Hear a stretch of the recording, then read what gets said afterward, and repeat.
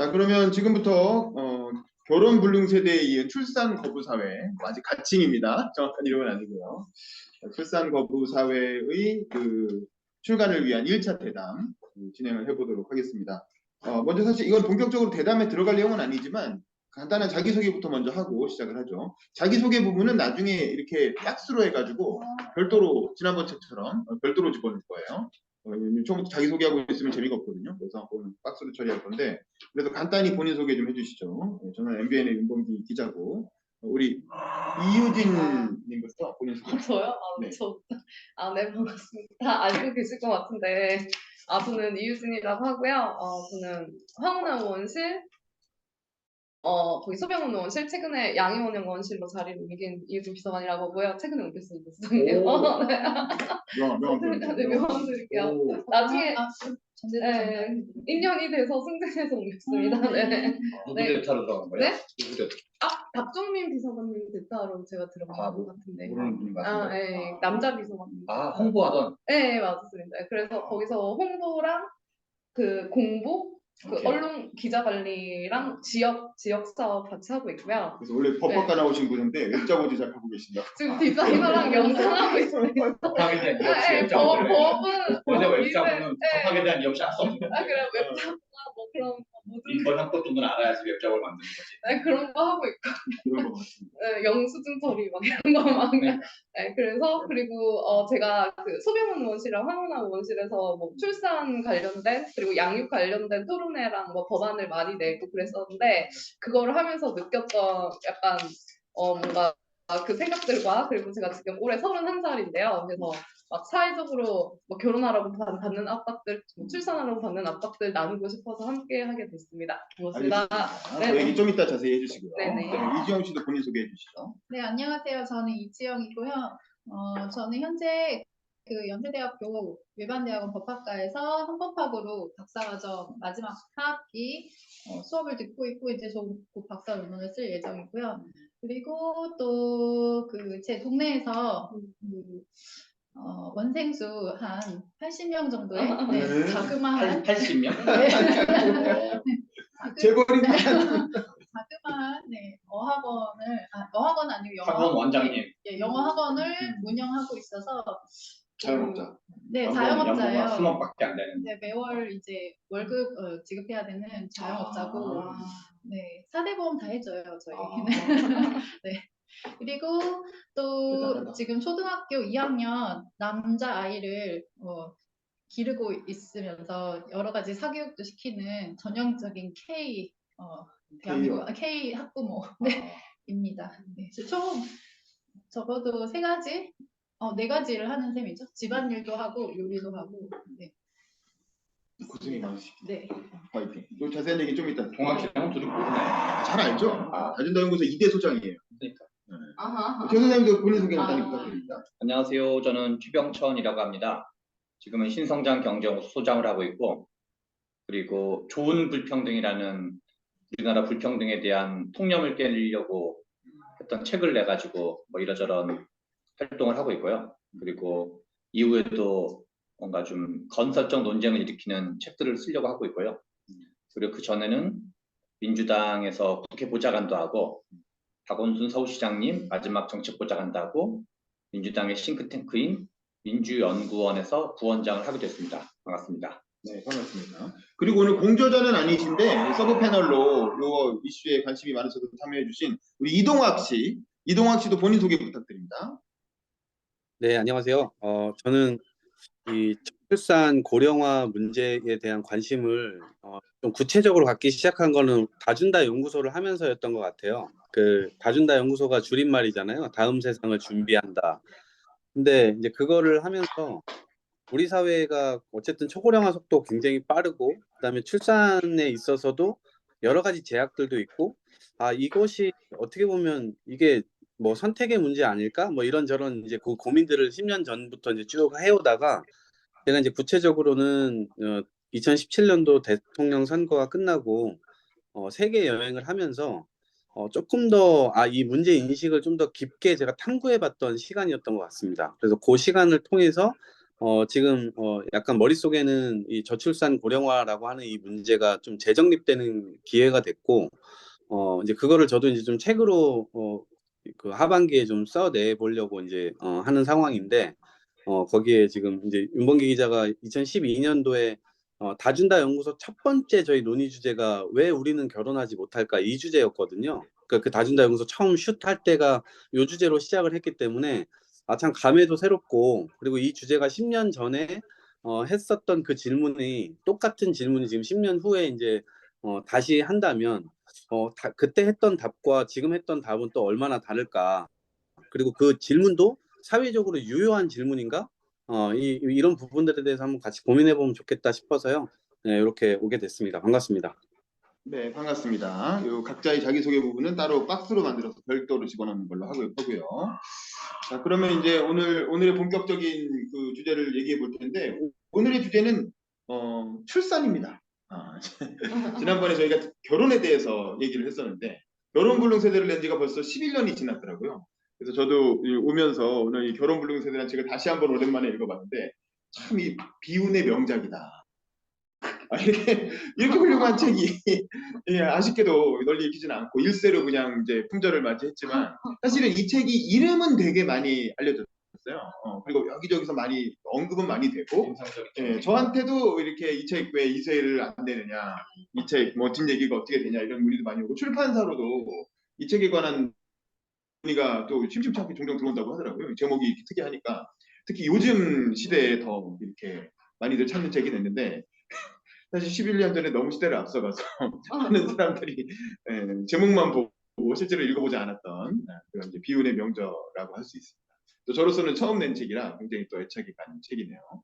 근데 이제 그로부터 벌써 11년이 지났어요. 저희가 이제 왜 청년들이 결혼하기 힘든가라는 질문을 던지고 대답을 했었는데, 그로부터 이제 10년 세월이 지난 거잖아요.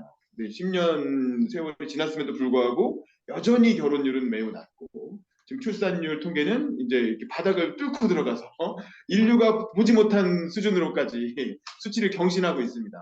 그래서 이게 심각한 문제라는 생각이 드는데, 이 부분을 우리 이유진 비서관님이 간단하게만 지금 현재 현황 통계 좀 소개 좀 해주실까요? 네.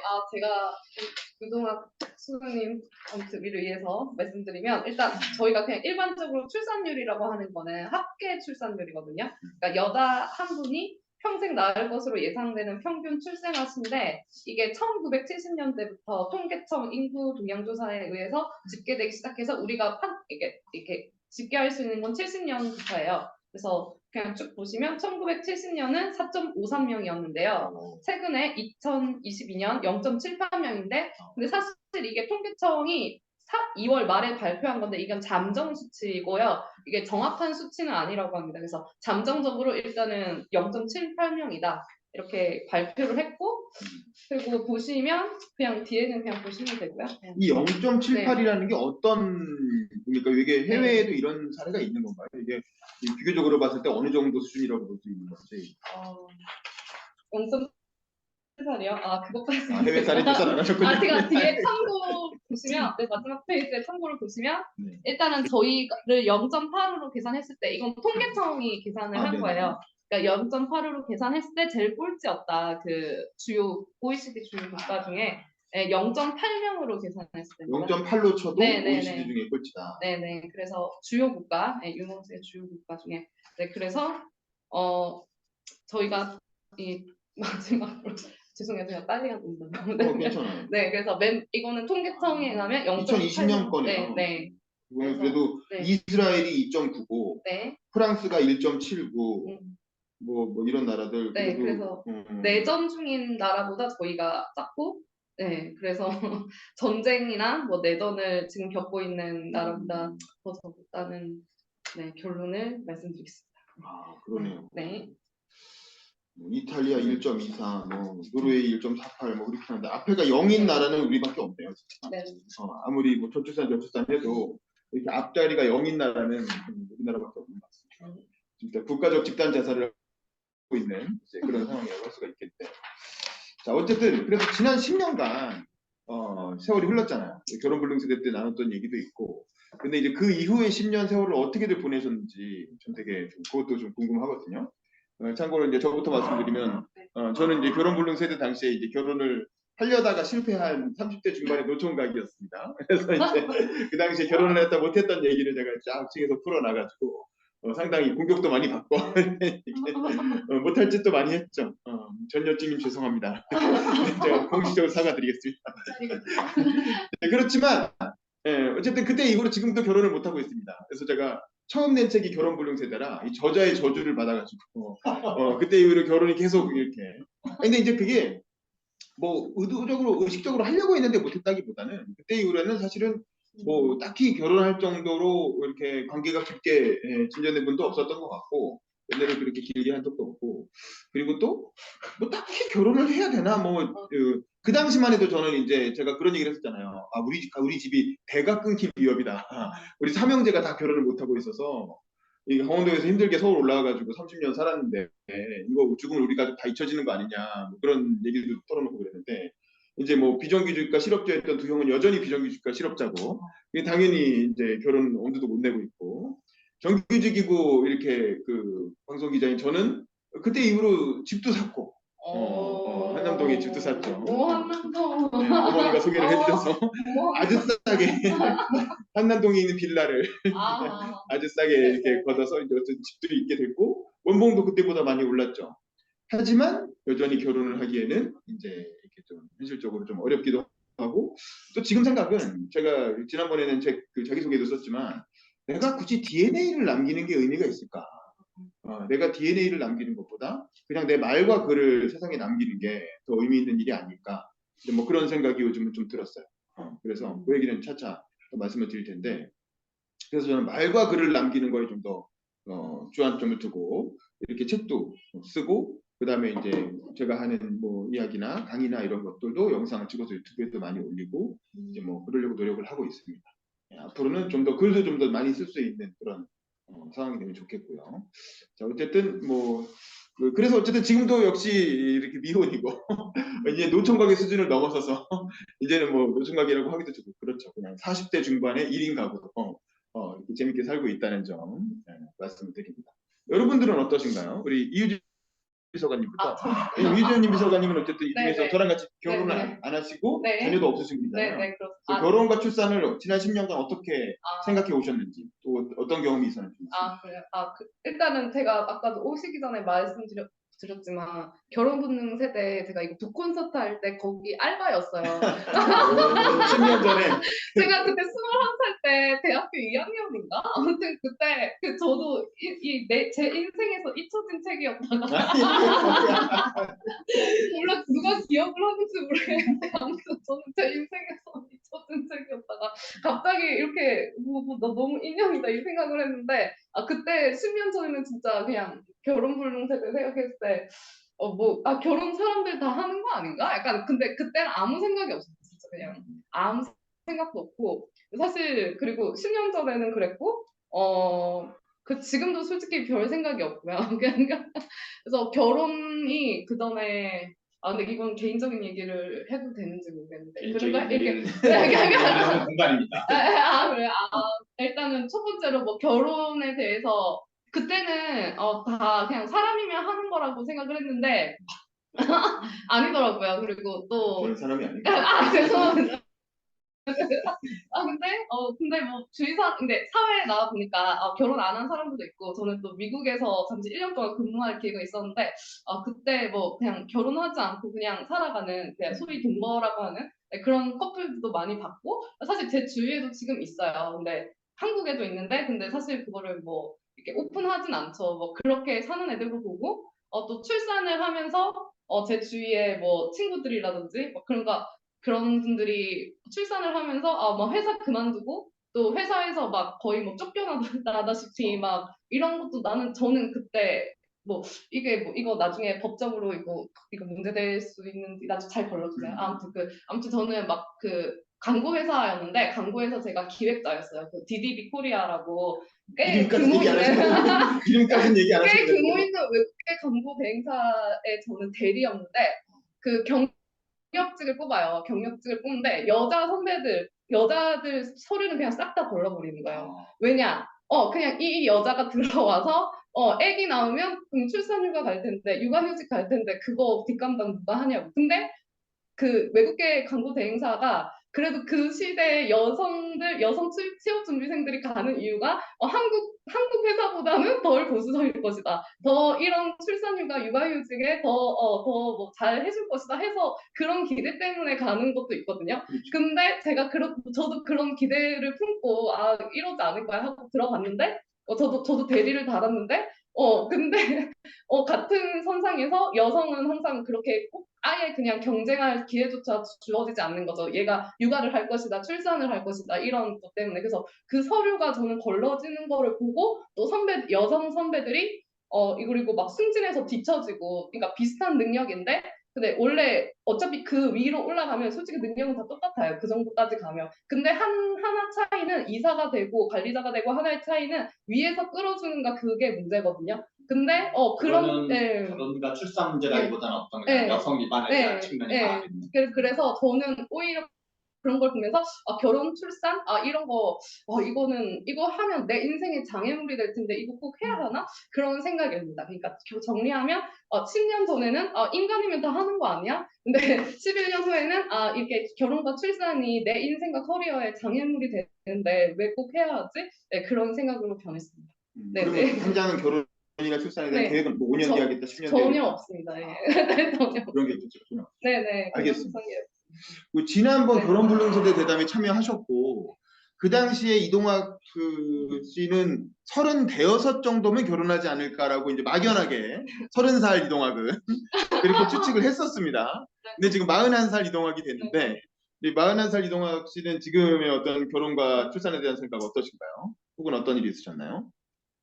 이제 그때도 아마 그랬었던 것 같아요. 지금도 확신이 별로 없는 것 같아요. 이거를 반드시 해야 된다 이런 생각은 하고 있지 않고 뭐 진짜 그런 사람이 나타날까 뭐 싶기도 하고, 근데 그런 사람이 나타난다 한들 뭐 그 결혼이라고 하는 걸로 꼭 연결이 되어야 될까? 이런 이제 생각이 있는데, 저는 어쨌든 10년 전에 그때 당시도 좀 세계 여행을 떠나고 싶어 했던 차였고, 근데 그때 당시 이제 떠나려고 막 이제 호주 워킹 홀리데이도 알아보고 이렇게 해갖고 이제 신체 검사만 받으면 되는 상황이었는데, 다른 어떤 누군가를 또 이제 그 정치 일선에서 또 도와야 되는 상황이 생겨서 결국 그 시점을 놓치게 됐어요. 그래서 이제 워킹 홀리데이라고 하는 것은 이제 그 연령이 그때 당시 만 30 이렇게 정해져 있었기 때문에 떠날 기회를 이제 놓치게 됐어요. 그래서 여행을 계속 못 떠나고 있다가 언젠가는 그래도 꼭 떠나야 되겠다 이런 생각을 하다가 이제 대통령 선거가 이제 끝나고 난 다음에 실제 이제 떠나게 됐죠. 왜냐면 지금이 아니면은 이제 떠날 수가 없다 이렇게 봐서. 근데 이제 30살 때 만약에 떠났었더라면 제가 제대로 된 탐구하는 여행을 하지 못했을 거다 이런 생각은 들어요. 근데 그 기간 동안 우리가 다준다 연구소 뭐 이런 그 계속 학습하고 강의 듣고 토론하고 이런 과정을 통해서 나름대로 한 4, 5년 정도의 이 생각이 좀 정립되는 시간이 있었던 거고, 그 정립되는 시간을 통해서 조금 더 제가 문제 인식을 좀 깊게 가질 수 있었던 것 같아요. 그래서 대통령 선거 끝날 때 제가 이 초고령화에 대한 속도나 속도 문제라든가 다른 나라가 이 문제에 대한 대처 이런 것들을 어떻게 하고 있는가 이제 이런 것들을 초점으로 두다 보니까 여행을 떠날 때 나름대로 어떤 포인트들을 주안점 삼아서 봐야 되겠다 이런 것들을 좀 생각해 낼 수가 있었고, 그래서 저는 이제 35살에 떠나서 6살인가 하여튼 그때 떠나서 30 후반에 돌아왔어요. 한 2년 반 3년을 거의 이제 꽉 여행을 한 셈이니까요. 2017년도에 떠나서 19년까지. 그러니까 코로나 딱 직전 마지막 세계 일주, 세계 네. 여행자. 그 이전에 자유롭게 세계 여행을 한 마지막 인류죠. 네. 그래서 그 코로나 이전에 전 세계가 저출산 고령화 문제로 인해서 어떤 양상을 겪고 있고, 이것 때문에 예를 들면 어느 나라에서는 이민을 받고 이민으로 노동력을 채우지만 그들의 복지를 부양해야 되고 또 그들과의 어떤 다름의 어떤 이 갈등 현장을 또 만들어야 되고 뭐 이런 여러 가지 이제 이 부차적인 문제들이 끊임없이 나타납니다. 그래서 이 저출산 고령화가 향후에 이 한국 사회에서는 더 첨예한 문제가 될 수밖에 없는 게 그런 나라들보다 속도가 훨씬 빠르기 때문에, 그래서 이제 이런 문제들을 좀 볼 수가 있었는데요. 예를 들면 제가 노르웨이에 갔을 때 2019년도 1월 달에 갔거든요. 근데 그때 노르웨이 대통령이 신년 이제 대국민 그 인사를 하잖아요. 그때 어떤 인사를 하냐면 2040년도 같은 이건 나중에 확인해 드릴게요. 2040년도가 2050년도, 2040년도였던 것 같은데 노르웨이 지금 현재 출산율이 아마 되게 낮아요. 1.3가 뭐 이렇게 돼요. 여기도 사실 초자 출산으로 가고 있는 상황인데 어떤 얘기를 하냐면 그 2040년도가 되면 노르웨이 사람으로 출산된 인구보다 외부에서 들어온 사람들이 출산한 인구가 인구가 더 많게 될 것이다. 이렇게 얘기를 합니다. 근데 이게 굉장히 상징적인 이 연설이었거든요. 그래서 이 노르웨이조차도 이제 그런 문제 인식을 갖고 있고 그 옆에 이제 아이슬란드가 있는데 아이슬란드는 출산율이 엄청 높았던 나라에 6.0, 7.0에서부터 꾸준히 내려옵니다. 계속 내려와요. 뭐 복지책이고 뭐고 뭐 아이 육아 좋은 나라 뭐 이거 만드는데 그래도 여성들이 출산을 뒤로 늦추거나 계속 하지 않는 현상들이 일어납니다. 그리고 아이슬란드는 10명 중에 7명이 비혼 가정에서 태어나요. 그러니까 결혼이라고 하는 건 이미 여기에서는 소수파예요, 소수파. 네. 그리고 스웨덴의 경우도 사람들이 스웨덴, 프랑스 얘기들을 좀 많이 하는데 제가 직접 가서 보니 여기도 출산율이 떨어지고 있다. 그러니까 뭐 복지가 어떤 이런 게 아니고 저는 이게 복지적 관점이 아니라 이건 순전히 여성의 인권 관점에서 접근을 해야 된다. 그리고 그것도 출산율을 높이기 위한 목적 같은 걸 절대 둬서는 안 된다. 네. 그리고 그 출산율을 둬서는 안 되고 그래서 저는 이제 이게 기본적으로 여성 인권의 문제고 다출산이라고 하는 건 여성 인권을 만든 이 산물이다.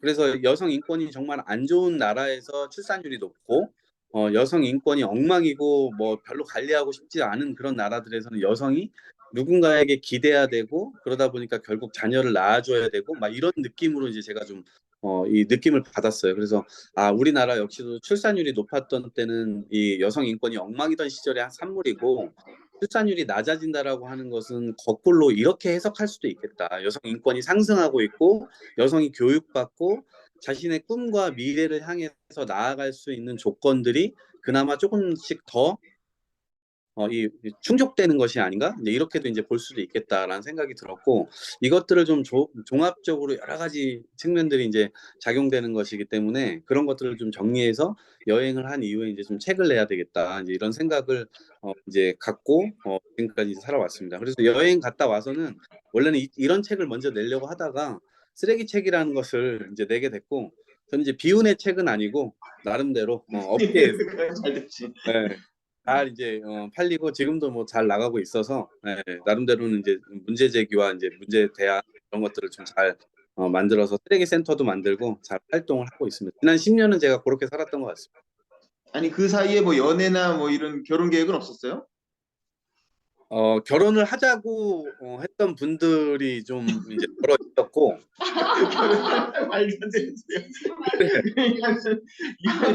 이게 나중에 너도 고소당한다.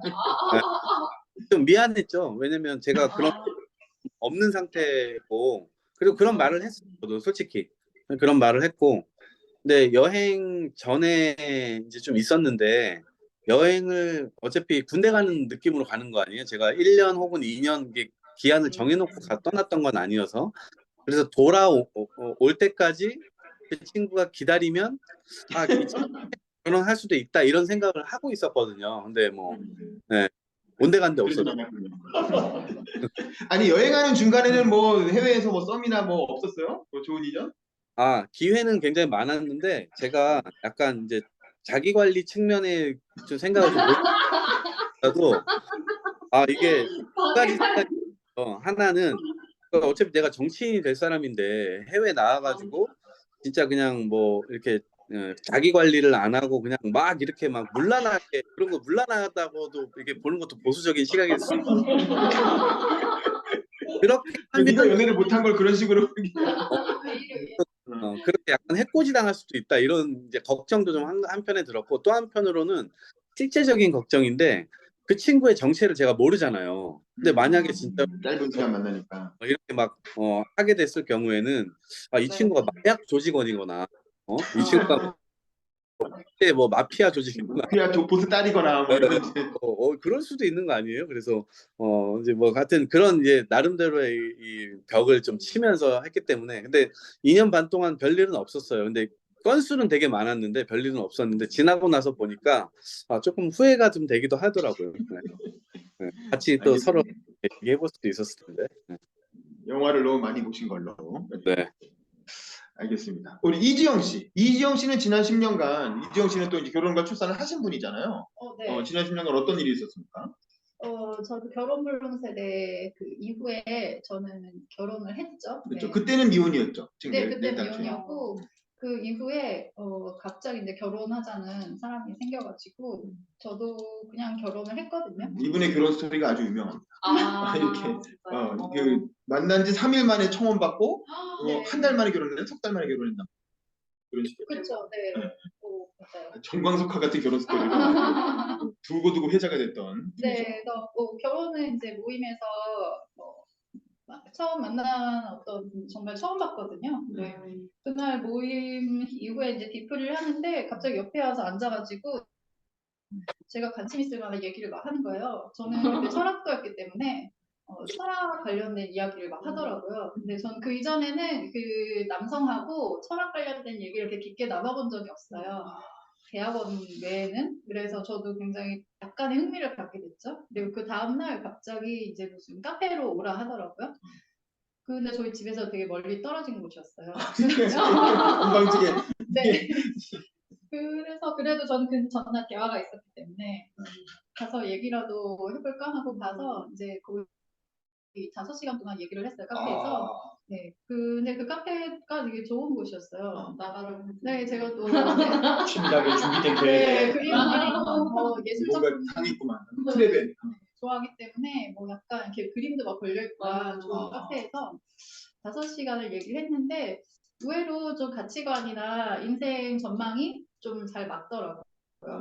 그리고 그때는 저도 그렇게 결혼에 대한 생각이 깊지 않았고 저도 저만의 여러 계획이 있었기 때문에 결혼을 해야 된다 막 이런 딱히 뚜렷한 생각 없었어요. 그런데 이제 갑자기 다음날 제가 이제 학교에서 공부를 하고 있는 학교로 찾아오더라고요. 그게 만난 지 3일째죠. 네, 현 남편이. 네, 그 3일째. 네. 그래서 오더니 갑자기 결혼을 하자는 거예요. 그래가지고 근데 전 그 처음 본 지 딱 3일째 되던 날이잖아요. 근데 결혼을 하자고 하길래 그냥 알았다 그랬어요.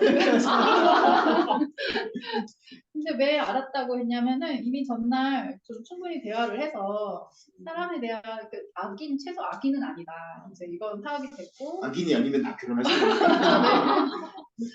그리고 뭐 어느 정도 제가 생각하는 외모 기준에도 약간 부합을 했고 그리고 저는 솔직히 남성에 대한 기대가 별로 없었어요. 그래가지고 뭐 이렇게 경제적으로나 뭘로나 딱히 기대가 없었기 때문에 왜냐하면 무슨 일 있으면 내가 벌어서 먹고 살면 내가 먹여 되지. 살리면 되지 네, 뭐 이제 이런 자신감이 생각이 있었죠. 있었기 잘난 여자.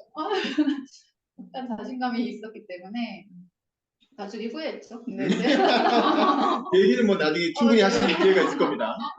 그래서 그냥 결혼을 나쁘지 않겠다 해서 결혼을 하기로 하고 그리고 3주 후에 이제 상견례하고 그래서 부모님도 처음에는 황당해하시더니 네가 결혼을 할 줄 몰랐다 막 그러시더니 그냥 괜찮은 사람인 것 같다 그래서 결혼을 하게 됐어요. 그래서 3개월 후에 이제 결혼식을 하게 되고 네. 그래서 결혼을 하고 나서 이제 한 1년 정도 신혼 있다가 그다음 이제 애가 생겨가지고 아이를 낳았죠. 2015년에 네, 아이를 낳아서 그 이후에는 이제 거의 그 이전에 가졌던 모든 사회활동 했던 사회활동이나 여러 가지 것들을 사실은 다 갑자기 이제 그런 게 다 중단이 됐어요. 그래가지고 지금 아이가 한 만 8세? 그러니까 이제 지금 예전 나이로는 이제 법 개정 나이 전에 9살인데 초등학교 2학년. 2학년이죠. 네. 그래서 거의 한 8, 9년 정도 고립되었다고 해야 되나요? 네. 제가 이제 하고 싶은 활동이나 여러 연결 지점 다 포기하고 이렇게 지내왔고, 그리고 그래도 이제 그 사이에 할 수 있는 것들을 하자 해가지고 공부를 사실 좀 이게 조금 이상하게 들리실 수도 있는데 제가 공부하는 거 되게 좋아해요. 정상적인 분은 아닌 거죠.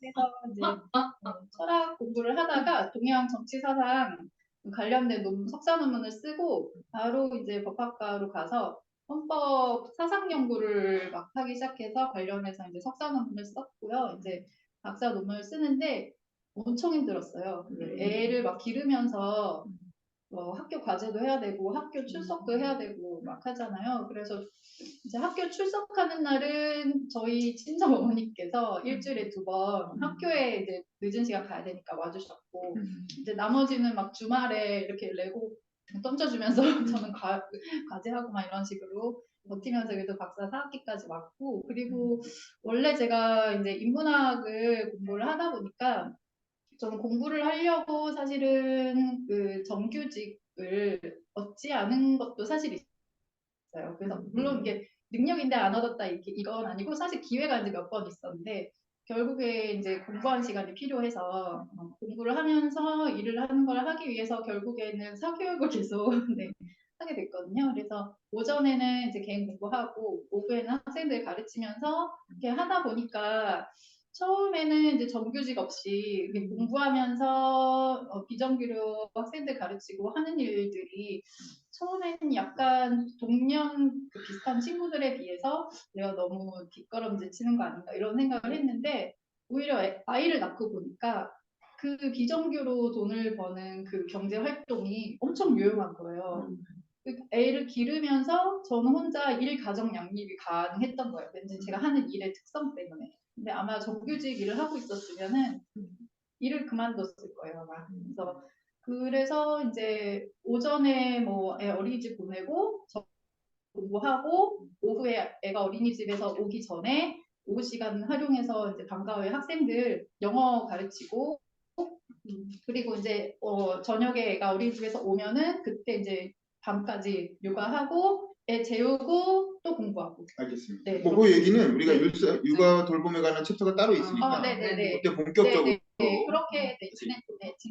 그래서 지난 10년간 이렇게 결혼하고 그다음에 이제 출산하고 양육 과정에서 제가 이제 방금 그 얘기를 왜 드렸냐면은 거의 8, 9년 동안 제가 제 공부랑 일이랑 육아를 지키기 위해서 하루를 거의 4등분 해가지고 쉬지 않고 저는 거의 영화 한 편도 못 보고 TV 한 편도 못 보고 네, 그 상태로 지금 8, 9년을 달려왔다. 네, 그렇게 네, 하루를 내등분해서 애 키우면서 네, 지금까지 지내왔습니다. 1인 4역을 해오신 거죠. 네네. 애 하나를 키우기 위해서. 네네.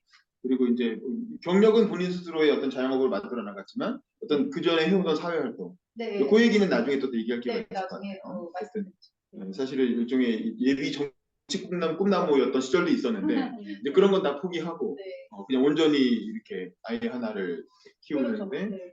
주력을 하셨던 거였던 것 같습니다. 알겠습니다. 그리고 우리 최병찬 소장님은 뭐 이미 결혼도 일찌감치 하시고 애도 거의 다 고 그래서 뭐 약간 요 개인사적으로 보면 요 대담의 내용과는 크게 좀 앞세대 분이시긴 한데 그래도 결혼과 출산에 대해서 어떻게 생각하시는지 좀 본인 얘기를 좀 나눠주시죠. 네, 제가 뭐 약간 이제 그 다른 분이랑 좀 약간 달라서 뭐 적임자인지 일단 잘 하는데 아무도 껴줘서 뭐 열심히 하겠습니다. 그리고 저는 이제 우리 지영 씨 얘기도 그렇고 저기 이제 그 이지영 씨 얘기도 그렇고 유진 씨 얘기도 그렇고 특히 이제 지영 씨 얘기 들으면은 좀 약간 찔리는 게 오히려 많은 것 같아요. 그래서 물론 이제 지금은 이제 따로 사시는 거지만 저는 이제 같이 사는 거여가지고 실제로 그러니까 저는 이제 2003년에 결혼했어요. 올해가 딱 결혼 20주년이어서 애기 엄마가 죽음 체험을 같이 가자고 죽음 체험을 반에 이렇게 누워가지고 이렇게 있는 거예요. 저는 20주년 기념으로 그래서 결혼 기념일 때 이제 어떤 의미일까요? 그래서 뭐 죽어봐라 뭐 이런 것까지는 잘 모르겠으나 아무튼 평소에 제가 죽는 걸 항상 생각하고 사는 편이어가지고 별로 이렇게 아주 뭐 새롭진 않았었어요. 원래 다 생각하던 거여가지고. 근데 저는 결혼을 2003년에 했었어요. 2003년에 했고 원래는 결혼할 생각이 그다지 있진 않았었고 근데 이제 우리 그 큰아이를 임신하면서 큰아이 때문에 이제 결혼을 하게 된 거죠. 그래서 이제 임신을 하게 되니까 이제 결혼을 하게 된 거죠. 그래서 뭔가 그리고 뭐 여담인데 제가 그 즈음에 결혼하기 전에 연애할 때는 아이 엄마가 아폴로 눈병이 걸린 적이 있어요. 2002년도에 아폴로 눈병이 유행한 적이 있거든요. 그래서 제가 막 눈으로 제가 막 비벼가지고 애기 엄마는 맞고 제가 이제 옮은 적도 있었는데 뭐야? 아무튼 뭐 그래서 이제 뭔가 상대방이 뭔가 이제 그 임신을 하게 돼가지고 그래 담배도 제가 끊었었고 담배도 끊고 이제 결혼도 하고 뭐 그래서 근데 이렇게 좀 길게 보면 길게 보면은 그때 이제 애기 엄마 표현에 콩깍지가 씌어가지고 저랑 결혼을 하게 됐는데 지금 두고두고 후회하고 있어요. 네. 대부분 결혼하신 분들 다 아마 이제 후회하더라고요. 제 짐작에는 아마 지영 씨의 후회 절대 뒤지지 않는 후회 같은 거 하고 있을 것 같고 그래서 저는 그래서 아마 그런 게 아니었으면 아마 우리 뭐 이동학, 윤범기 뭐 이런 친구들이랑 별로 다르지 않게 살고 있었을 것 같아요. 그래서 뭐랄까 이렇게 30대, 40대, 50대 해가지고 뭐 그냥 여기저기 뭐 나돌아다니고 뭐 하고 싶은 거 하고 네. 결혼에 그다지 크게 관심이 있지 않았기 때문에 그리고 약간 이다지 결혼하고도 하고 싶은 거 다 하면서 하셨잖아요. 그러니까 그게 이제 그러니까 틀리는 건데 그리고 약간 뭐랄까 이제 그냥 우리 세계관으로서의 리버럴이라고 할까요? 어떤 리버럴한 세계관 그런 거가 바람직하다는 생각을 가지고 있어가지고 원래도 약간 가정적인 사람이 별로 아니기도 하고 그리고 뭐 이렇게 어디 뭐 나대는 거를 더 좋아하지 이렇게 어디 집에 있어서 그런 게 아니어가지고 그래서 얘기를 들으면 이제 좀 막 미안하기도 하고 그다음에 뭐 잘해야 되겠다는 생각을 하면서 또 막상 아주 잘하는 것 같지는 않고 전형적인 한국의 나쁜 남자입니다. 물론 이제 뭐 최소한을 건 하지만 이제 거기 성에 차지는 않는 거기 때문에 돈도 잘 안 벌어다 주고 본인이 아, 하고 싶은 거 위주로 하시고 돈을 이제 근데 요즘은 그 말도 맞는 말이에요. 실은 돈도 뭐 물론 갖다 주긴 하지만 약속한 생활비는 갖다 주고 있긴 하는데 근데 이제 최근에 평생 뭐 돈을 버는 걸 생각하고 산 적은 없었던 것 같아요. 항상 이제 가난하고 이제 뭔가 그런 생각을 가지고 살았는데 딸아이가 지금 이제 큰 아이는 그러니까 그 21살 이제 이름은 봄 대학생 딸아이 네. 대학생이 아니고 고1 때 고1 3일 다니고 자퇴한 뒤로 계속 이제 진정한 반포 원래는 프로게이머 되려고 프로게이머를 열심히 하다가 이제 말이 프로게이머 되려면 사실상 손흥민 되는 거랑 비슷한 일이기 때문에 큰 뭐 이제 뭐라 하지도 않았고 이제 큰 이제 걸 뭐 나무랄 생각도 일도 없는데 하고 싶은 거 해보라 한번. 근데 딸아이가 지금 고2가 돼가지고 딸아이는 이제 그냥 말 그대로 평범한 여고생인데 그래서 딸아이 때문에 대학 등록금을 벌어야 되겠다 이런 생각을 요즘 하게 됐습니다. 뭐 그런 정도로 얘기할 수 있을 것 같아요. 알겠습니다. 자, 그러면 사실 우리가 오늘은 1차 대담이라 본격적인 뭐 이렇게 정책 대안에 까지 다 얘기하지는 않을 건데 그래도 그냥 전 그 얘기를 좀 해봤으면 좋겠어요. 뭐 일단 출산에 대한 인식이 많이 바뀌었다는 부분들은 아까 각자의 얘기 속에 좀 나왔고 지금 우리가 이 0.78이라고 하는 초현실적인 출산율을 마주하고 우리 사회가 좀 다 같이 큰 충격을 받은 거잖아요. 물론 저희는 10년 전에 다 예상했던 일이지만 그러면 도대체 이게 그 짧게 보면은 결혼불능 세대 이후로 10년이고 또 길게 보면 한 30년 이상 된 일이란 말이에요. 저출산 문제가 얘기가 나오기 시작하고 정부에서 그거를 위해서 뭔가 대책을 세워야 되겠다고 하고 예산을 편성해서 일을 하기 시작한 지는 진짜 뭐 한 2, 30년 된 일인데 그래서 그거를 뭐 저출산 대책에 쓰여진 돈이 뭐 몇백조 원이다 이런 얘기들을 흔히 하잖아요, 언론에서. 근데 그럼에도 불구하고 왜 이런 이렇게 초현실적인 출산율이 계속 이어지고 있으며 저는 한동안 이 추세는 그냥 계속 갈 거라고 보거든요. 뭐 더 낮아질지 어떨지 모르겠으나 어쨌든 여기서 쉽게 반전되지 않을 것이다. 이제 그렇게 합리적인 예상이 되는데 이제 왜 이 대한민국은 왜 저출산이라는 문제를 이렇게 해결하지 못하고 결국 이제 총체적인 실패로 수치상으로 나타나고 있습니까? 이렇게 된 것일까? 이제 그거에 대해서도 한번 의견을 나눠봤으면 좋겠어요. 이건 이동학 소장님부터 한번 먼저 얘기를 해보시죠. 해외를 많이 다니셨고 또 뭐 정치에도 참여를 하셔가지고 정부 여당도 경험하시고 야당도 경험하시고 이제 한국 정치를 두루 또 잘 알고 계시니까 왜 저출산 문제에 대해서 한국은 이렇게 좋은 성과를 내지 못하고 있을까요?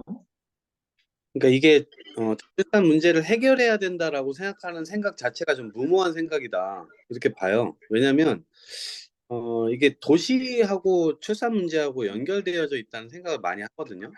그러니까 이를테면 지금 지방에서 아이를 키우는 엄마들, 아빠들은 내 아이가 여기 고등학교 나와서 이 지역의 대학을 가는 것을 선호할까? 수도권으로 보내려고 할까? 혹은 그 지역의 중고등학교 교장 선생님들은 고등학교 교장 선생님은 우리 고등학교 출신들이 우리 지역에 있는 지역 대학으로 보내는 게 성과라고 생각할까? 수도권으로 보내는 게 성과라고 생각할까? 이거 그냥 딱 생각을 물어보면 답이 나와요. 우리나라는 수도권으로 보내야 돼요. 안 그러면 그냥 실패한 사람으로 낙인이 찍혀버리기 때문에 이 지역이라고 하는 것은 경쟁력이 전혀 없는 곳이에요. 그러다 보니까 결국은 다 수도권으로 올라올 수밖에 없고 이 수도권에서 이 도시라고 하는 공간은 엄청난 경쟁이 펼쳐지는 이 공간이잖아요.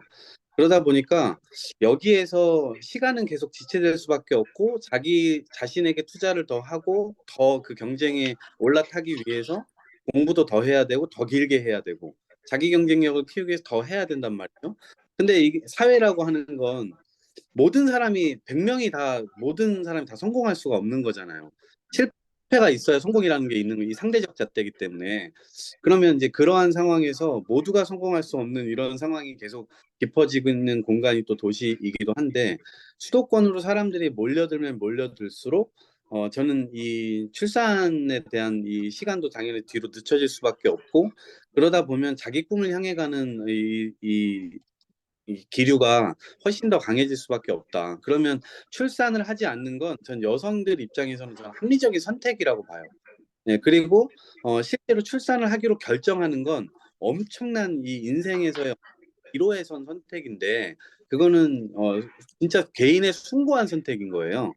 근데 이 지금의 사회가 그 모든 것들의 이 선택지를 좀 더 넓혀주기 위한 어떤 형태로 가야 되는데 지금 지방에서의 인식과 수도권에서의 인식 이 두 가지를 다 보게 된다 하더라도 이 선택의 어떤 기회나 이런 것들을 넓혀주기 위한 그러한 정책을 실제로 실행하는 건 굉장히 어렵다.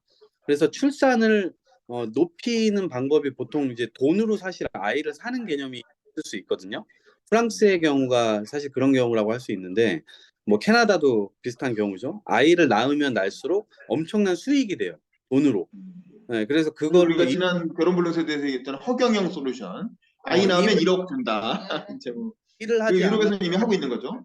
네, 자기의 소득이 보장되고 그 소득을 가지고 자기가 살아갈 수 있어요. 아이를 케어하면서. 근데 그거는 자기가 아이를 좋아할 경우 그렇게 그거 해당되는 경우예요. 자기가 아기를 안 좋아하는데 그리고 내가 굳이 애를 안 낳고 내 삶이 더 값지다고 생각하는데 그런 사람들이 왜 애를 낳아야 됩니까? 그러니까 그 나머지 부분에 대해서 강요하는 건 그건 사회의 폭력이다. 이렇게 봐요.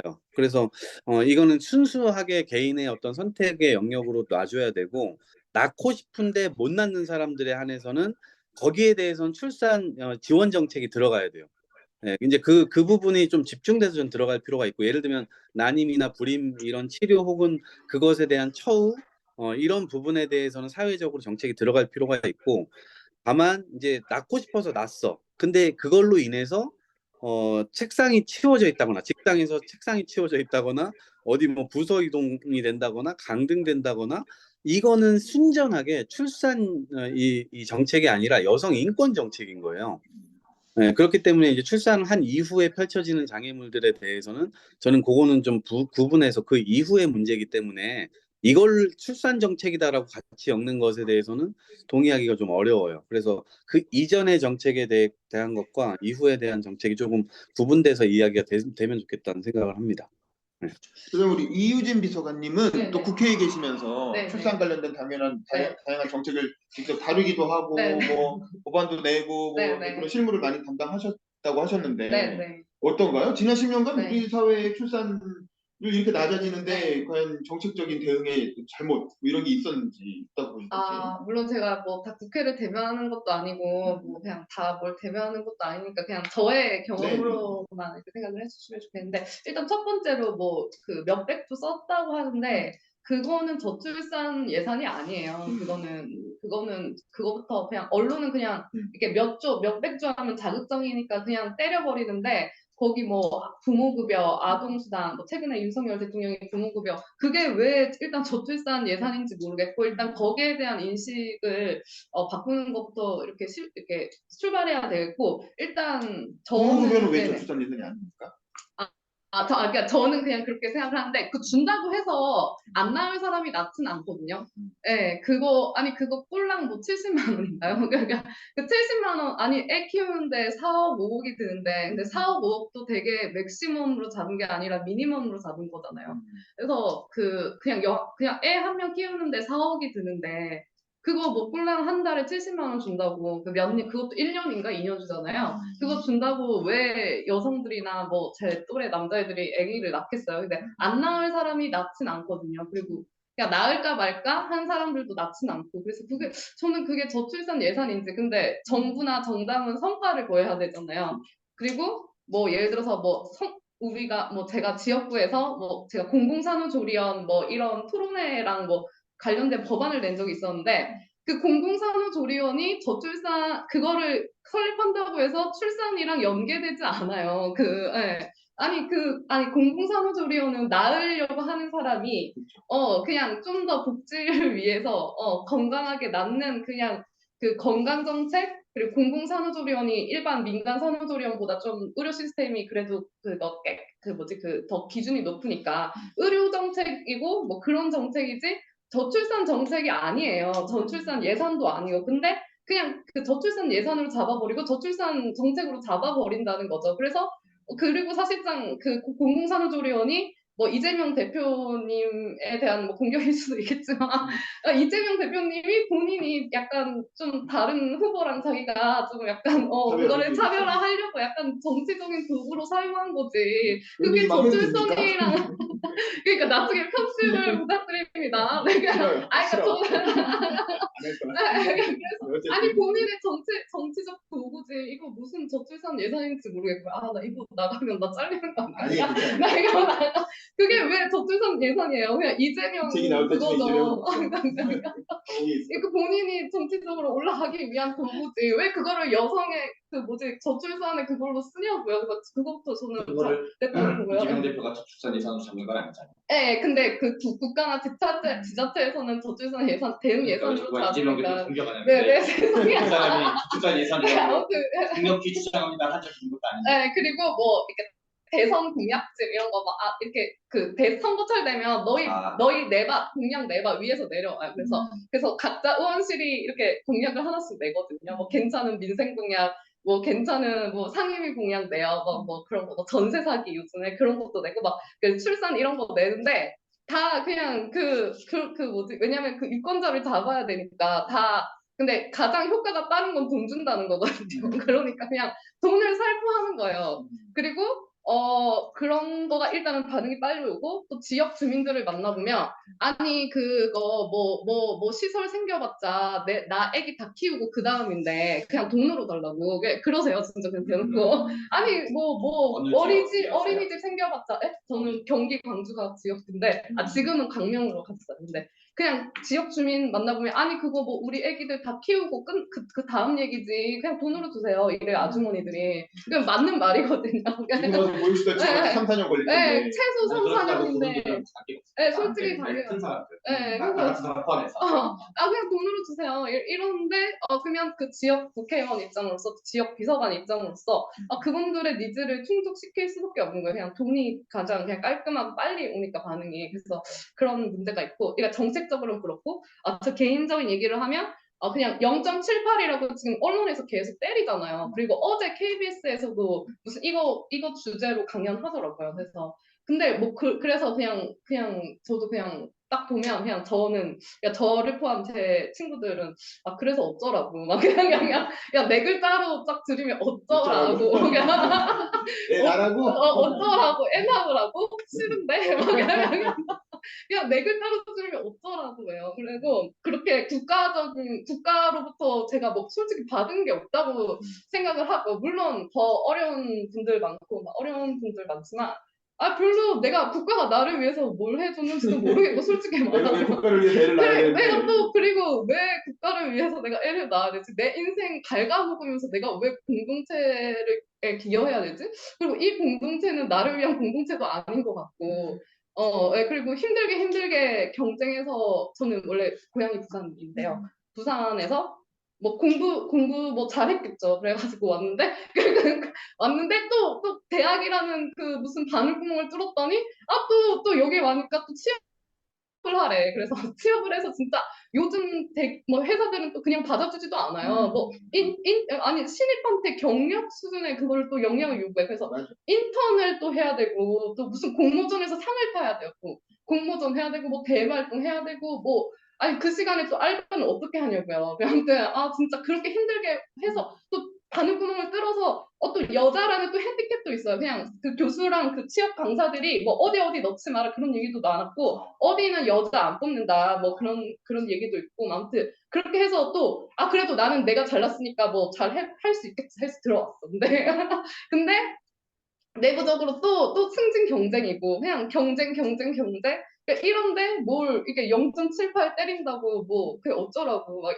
이런 얘기밖에 저는 안 된다고 생각을 하거든요. 그래서 지금 아무튼 저의 생각은 개인적인 얘기는 그렇고 그래서 이런 0.78이라는 이 출산율을 그러니까 저는 그냥 저도 30대 여성으로서 보면 그래서 그 그러니까 주체는 여성이잖아요. 그 출산을 낳는 주체는 여성이고, 우리나라가 그거는 사유리처럼 출산을 하는 거는 허용이 되지 않겠지만, 아무튼 선택은 여성이 하는 건데, 너무 정책 대상을 그러니까 가임기 여성에게 잡지 않고, 이제 그러니까 이미 낳은 분들, 이미 출산을 하시는 분들, 그분들한테 너무 정치적 도구로 이거를 정책을 추진했다 이런 생각이 들고 있었어요. 네, 그래서 그 말씀을 드립니다. 네. 그래서 저희가 결혼불능 세대 때도 그 얘기를 네, 했었는데 네, 이 저출산 대책이라고 하는 프레임 자체가 이미 결혼을 한 사람들, 결혼이라는 높은 문턱을 이미 통과한 사람들을 위한 정책이었던 거죠. 그래서 이제 뭐 무상급식도 그렇고 무상보육도 그렇고 다 결혼이라는 문턱을 통과하고 애를 낳을 준비가 되어 있는 상대적 고소득층, 우리 사회에 어떻게 보면 좀 기득권에 가까운 분들에게 더 큰 혜택을 주는 정책이었던 거고, 그럼 결혼하면 되게 한 2명은 낳는다는 거예요. 세종시를 보면 세종시가 출산율이 한 2.0이 육박하잖아요. 왜냐면 해교고시 보통 고위공무원들이 내려가 있고 내려갈 때부터 특별공급이라 그래서 아파트를 다 줬어요. 그 특공으로 아파트도 다 집도 있고 거기에 좋은 일자리도 있고 평생 고용 보장되고, 그러니까 애를 낳았다면 2명은 낳는 거야. 근데 사실 대부분의 그 수도권에 사는 젊은 층은 저희가 지난 10년 전에 결혼불능 세대 얘기할 때 고용과 주거, 일자리가 보장이 안 되고 비정규직 트랙으로 들어가면 5년 10년 단위로 직업과 직장을 바뀌어야 되고 불안정하고, 월급은 최저임금 수준에서 요즘 최저임금을 억지로 끌어올려서 그나마 200만 원대가 됐지 10년 전에는 120만 원, 100만 원 막 이랬단 말이에요. 거기다가 이제 주거는 월세, 전세가 점점 사라지면서 월세로 갈아타는 현상이 늘어나고 있었고, 그러다 보니까 이제 120만 원 받으면서 3, 40만 원 월세 내면 뭐 결혼을 꿈꿀 수가 없는 거죠. 그게 이제 결혼불능 세대라는 이제 개념이었던 거고, 그게 이제 수치만 조금 달라졌다 뿐이지 기본적인 구조는 지금까지도 쭉 이어지고 있는 거죠. 근데 또 우리 사회는 결혼을 안 하면 애를 못 낳아. 결혼을 안 하고 애를 낳으면 엄청난 사회적 공격이 가해지죠. 그야말로 주홍글씨가 씌워지게 되고, 그런 상황에서 이렇게 동거한다는 말도 쉽게 입 밖에 못 내는 상황에서 거기서 애까지 낳으면 그 인생이 어떻게 되겠어요. 우리나라처럼 이렇게 집약되고 사회적인 어떤 압력이 피어 프레셔라고 하죠. 주변의 압력이 강한 사회에서 현실적으로 가능한 선택이 아니게 되는 거죠. 그래서 결국에는 이 결혼의 문턱을 넘지 못한 상황에서 출산 당연히 실패할 수밖에 없고, 정부가 하는 출산 정책이라는 건 이미 결혼한 사람들에게 중복 혜택을 주는 정책일 뿐이었다는 거죠. 결국에는 출산율이 올라갈 수가 없는 이제 뭐 그런 문제가 저희가 10년 전에 시작했던 건데 여전히 지속되고 있다. 이 얘기는 좀 드리고, 우리 이지영 선생님 같은 경우는 일단 또 이렇게 아이들을 가르치는 일도 하고 계시니까 그런 젊은 학부모들의 얘기도 많이 들으실 거 아니에요. 본인도 육아를 하면서 느낀 바가 있으셔도 되고 학부모들의 반응도 그렇고. 지금 뭐 그 저출산의 전 원인이 어쨌든 세 가지가 결합된 것 같아요. 아까 말씀하신 것처럼 일단 애초에 결혼 자체를 하기 힘들고, 그다음 이제 결혼해도 주거비 같은 게 너무 높아져서 결혼해도 애를 못 낳는 커플도 되게 많이 봤고 또 결혼을 해서 애를 낳았어도 저처럼 한 명 외에는 못 낳는 거예요. 그러니까 이제 이런 게 다 종합이 돼가지고 저출산 그 수치에 영향을 미친 것 같은데 일단 뭐 결혼을 못한 경우 그다음에 결혼해도 애를 낳지 못한 경우에 거의 그 좀 중대한 이유가 좀 주거비가 되게 큰 것 같아요. 그래서 제가 이제 자료 찾아봤을 때 2020년 그때 입법조사처에서 그 통계 자료를 보면은 거기 보면 미혼, 기혼, 그다음에 한 거의 40대 중반까지 이제 그 청년층에게 물어봤는데 미혼자, 기혼자 전부 다 결혼 계획이 있거나 또는 결혼 이미 했어도 결혼 생활 제일 중요한 게 뭐냐 하면은 가중치가 주거가 굉장히 거의 1등으로 높게 나오더라고요. 근데 실제로 이제 결혼할 거다 하면 집 있냐, 그다음에 뭐 일단 1차적 집이 살 집이 있냐고 이제 뭐 어디 사느냐 이거는 2차, 9차적 문제라 해도 그게 좀 해결이 돼야지 이제 사실 결혼의 문턱을 넘었잖아요. 그래서 이제 그런 주거비가 또 제가 결혼할 때랑 또 요즘이 또 달라졌거든요. 그래서 그 합출산율 이렇게 보시면은 제가 애 낳을 무렵에 한 2013년부터 15년까지가 한 40만 명은 그래도 낳아요. 저를 포함해서 이제 그 이후에 거의 또 절반 가까이 떨어져서 지금은 20만 명대로 떨어져요. 그래가지고 요새 무슨 얘기 나오면은 그래도 초등학교 한 3, 4학년, 2학년까지도 제 아들 딱 나이 그때까지는 교실에 애들이 그래도 한 반에 23명까지 있어요. 근데 그 이후 1학년부터 점점 유치원생으로 가면은 한 반에 20명도 안 넘습니다. 이게 체감이 즉각적으로 되거든요. 그러니까 저 때만 해도 그러니까 제가 80년대생인데 80년대 여성분들만 해도 그래도 한두 명씩은 나오는 거예요. 근데 이제 그 이후로 갈수록 거의 낫지 않고 하는데 이제 그 영향이 갑자기 좀 거의 2배 가까이 뛴 주거비 그래서 저도 주변에 이제 제 사촌 동생들이나 이렇게 이제 최근 1, 2년 새로 결혼한 커플들을 보면은 제가 이제 결혼할 때 그때 이제 아이러니하다고 해야 되나? 그때 박근혜 정권 때 그 주택 구입할 때 저리로 대출이 가능했어요. 이제 빚내서 집 사라. 빚내서 최경환 네, 로믹스. 딱 그 시기여서 저도 그 정책에 저희도 올라타서 집을 저도 샀거든요. 똑같습니다. 근데 그때 샀던 사람들이 지금 다 부자가 됐고. 그렇죠. 네. 부자까지는 안 됐으나 아무튼 아무튼 네. 집이 있는 사람이 된 거야. 그때가 마지막 기회라는 얘기도 있어요. 그냥 일반 사람이 지금 우리 사실 박근혜 정부도 네. 재평가할 필요가 있어요. 너무 나쁘게만 보니까 그때 엄청 욕했는데 빚내서 집 사는 말이냐 이러면서 네. 네. 그래서 제가 주변 그 좀 현실만 봐도 제가 결혼할 때만 해도 그래도 예를 들어서 뭐 집 대출금을 100만 원, 뭐 원금 포함해서 100만 원을 냈는데 100만 원도 큰 돈이지만 그렇죠. 어떻게든 맞벌이 하면 내긴 내거든요. 근데 경기권에 그래도 좀 안정적인 아파트를 막 산 다음에 아파트도 사실은 이제 조금 기득권을 이제 사는 장소라고 보일 수 있지만 이제 약간 결혼할 때 표준적인 약간 그런 그렇죠. 형태의 주거 형태를 마련한다고 할 때 그 정도로 이제 뭐 한 그래도 부담이 됐는데 요즘 결혼하는 친구들 보면은 그게 200만 원으로 늘었어요. 그러니까 저는 그게 주거비로 100만 원 더 부담할 게 양육비로 100만 원이 안 가는 거예요. 그렇죠. 그러니까 되게 현실적인 거거든요. 소득은 정해져 있고 애를 키울 때 저도 지금 애 한 명에 월 거의 100만 원씩 들거든요. 그렇죠. 근데 그걸 주거비로 많이 낸다 하면 저는 이제 한 명은 어떻게든 기르는데 이제 애가 없는 상황에서는 애를 낳으면 맞벌이도 못할 수도 있는데 주거비는 높게 내야 되니까 어떻게 애를 낳냐고. 기를 돈이 없는데 그래서 그렇게 실제로 그런 현실적 이유로 애를 낳지 못하고 5, 6년 동안 그냥 애를 낳고 싶은데 이제 못 낳는 경우도 상당히 많이 봤고. 그러니까 생활비가 200 중에 주거비 100, 육아비 그렇죠. 100인데 네. 이게 주거 200으로 그렇죠. 넘어가니까 200으로 거의 그냥 애 육아할 돈이 없어지는 거죠. 맞아요. 네. 거기다 여기서 애를 낳으면 네. 되게 무책임한 거죠. 맞아요. 맞벌이가 유지되면 그나마 어떻게든 버티는데 애를 낳으면은 맞벌이 여성이 거의 일자리 잃게 되는 상황이니까 그러니까 애를 도저히 못 낳는 거죠. 결혼을 해도 그 문턱을 넘어서 결혼을 해도 못 낳고 문턱 넘기도 어렵고 그래서 여러 이유가 겹친 것 같고 또 한 가지 이제 여성 인권이어서 저도 한 명 낳고 한 명 더 낳을까 이렇게 고민했거든요. 근데 저희 어머니께서 단칼에 한 명 더 낳으면 네 인생 망한다.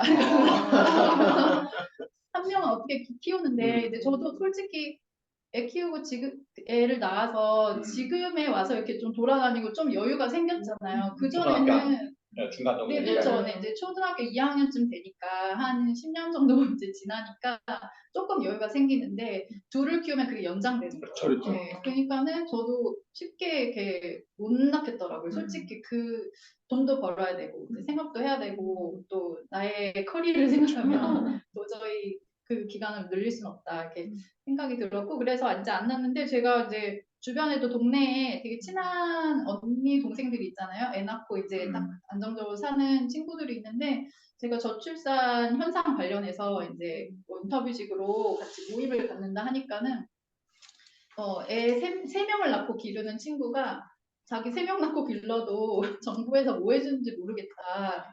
아예 체감이 안 된다 이런 얘기도 하고 또 엄마들이 대부분 가서 애 1명 더 낳을수록 인생 이게 좀 더 심한 표현을 썼는데 인생 망한다고는 얘기를 꼭 해주라. 그래서 근데 거의 대부분 실제로는 뭐였어요?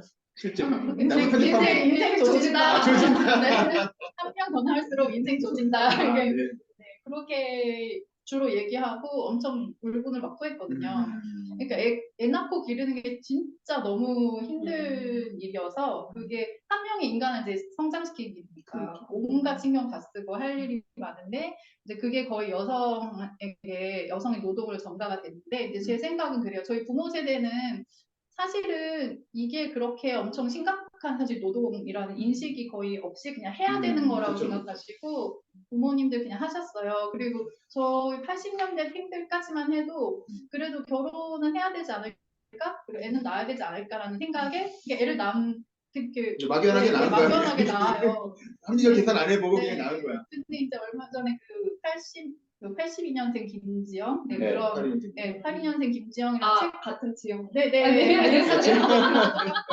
생년도 비슷한데 이 책이 저는 상징적이었다고 생각하는 게 이렇게 가려졌던 수면 아래 있던 육아나 이제 돌봄 노동의 가중치 그게 사실 엄청난 일인데 그게 별일 아닌 걸로 이렇게 숨겨져 있던 것이 드러난 하나의 상징적 사건이라고 생각하거든요. 근데 그거를 80년대 이제 저부터 거의 6, 70년대 출신 지영 씨가 몇 년생이에요? 제가 81년, 83년생 83년생이죠. 83년.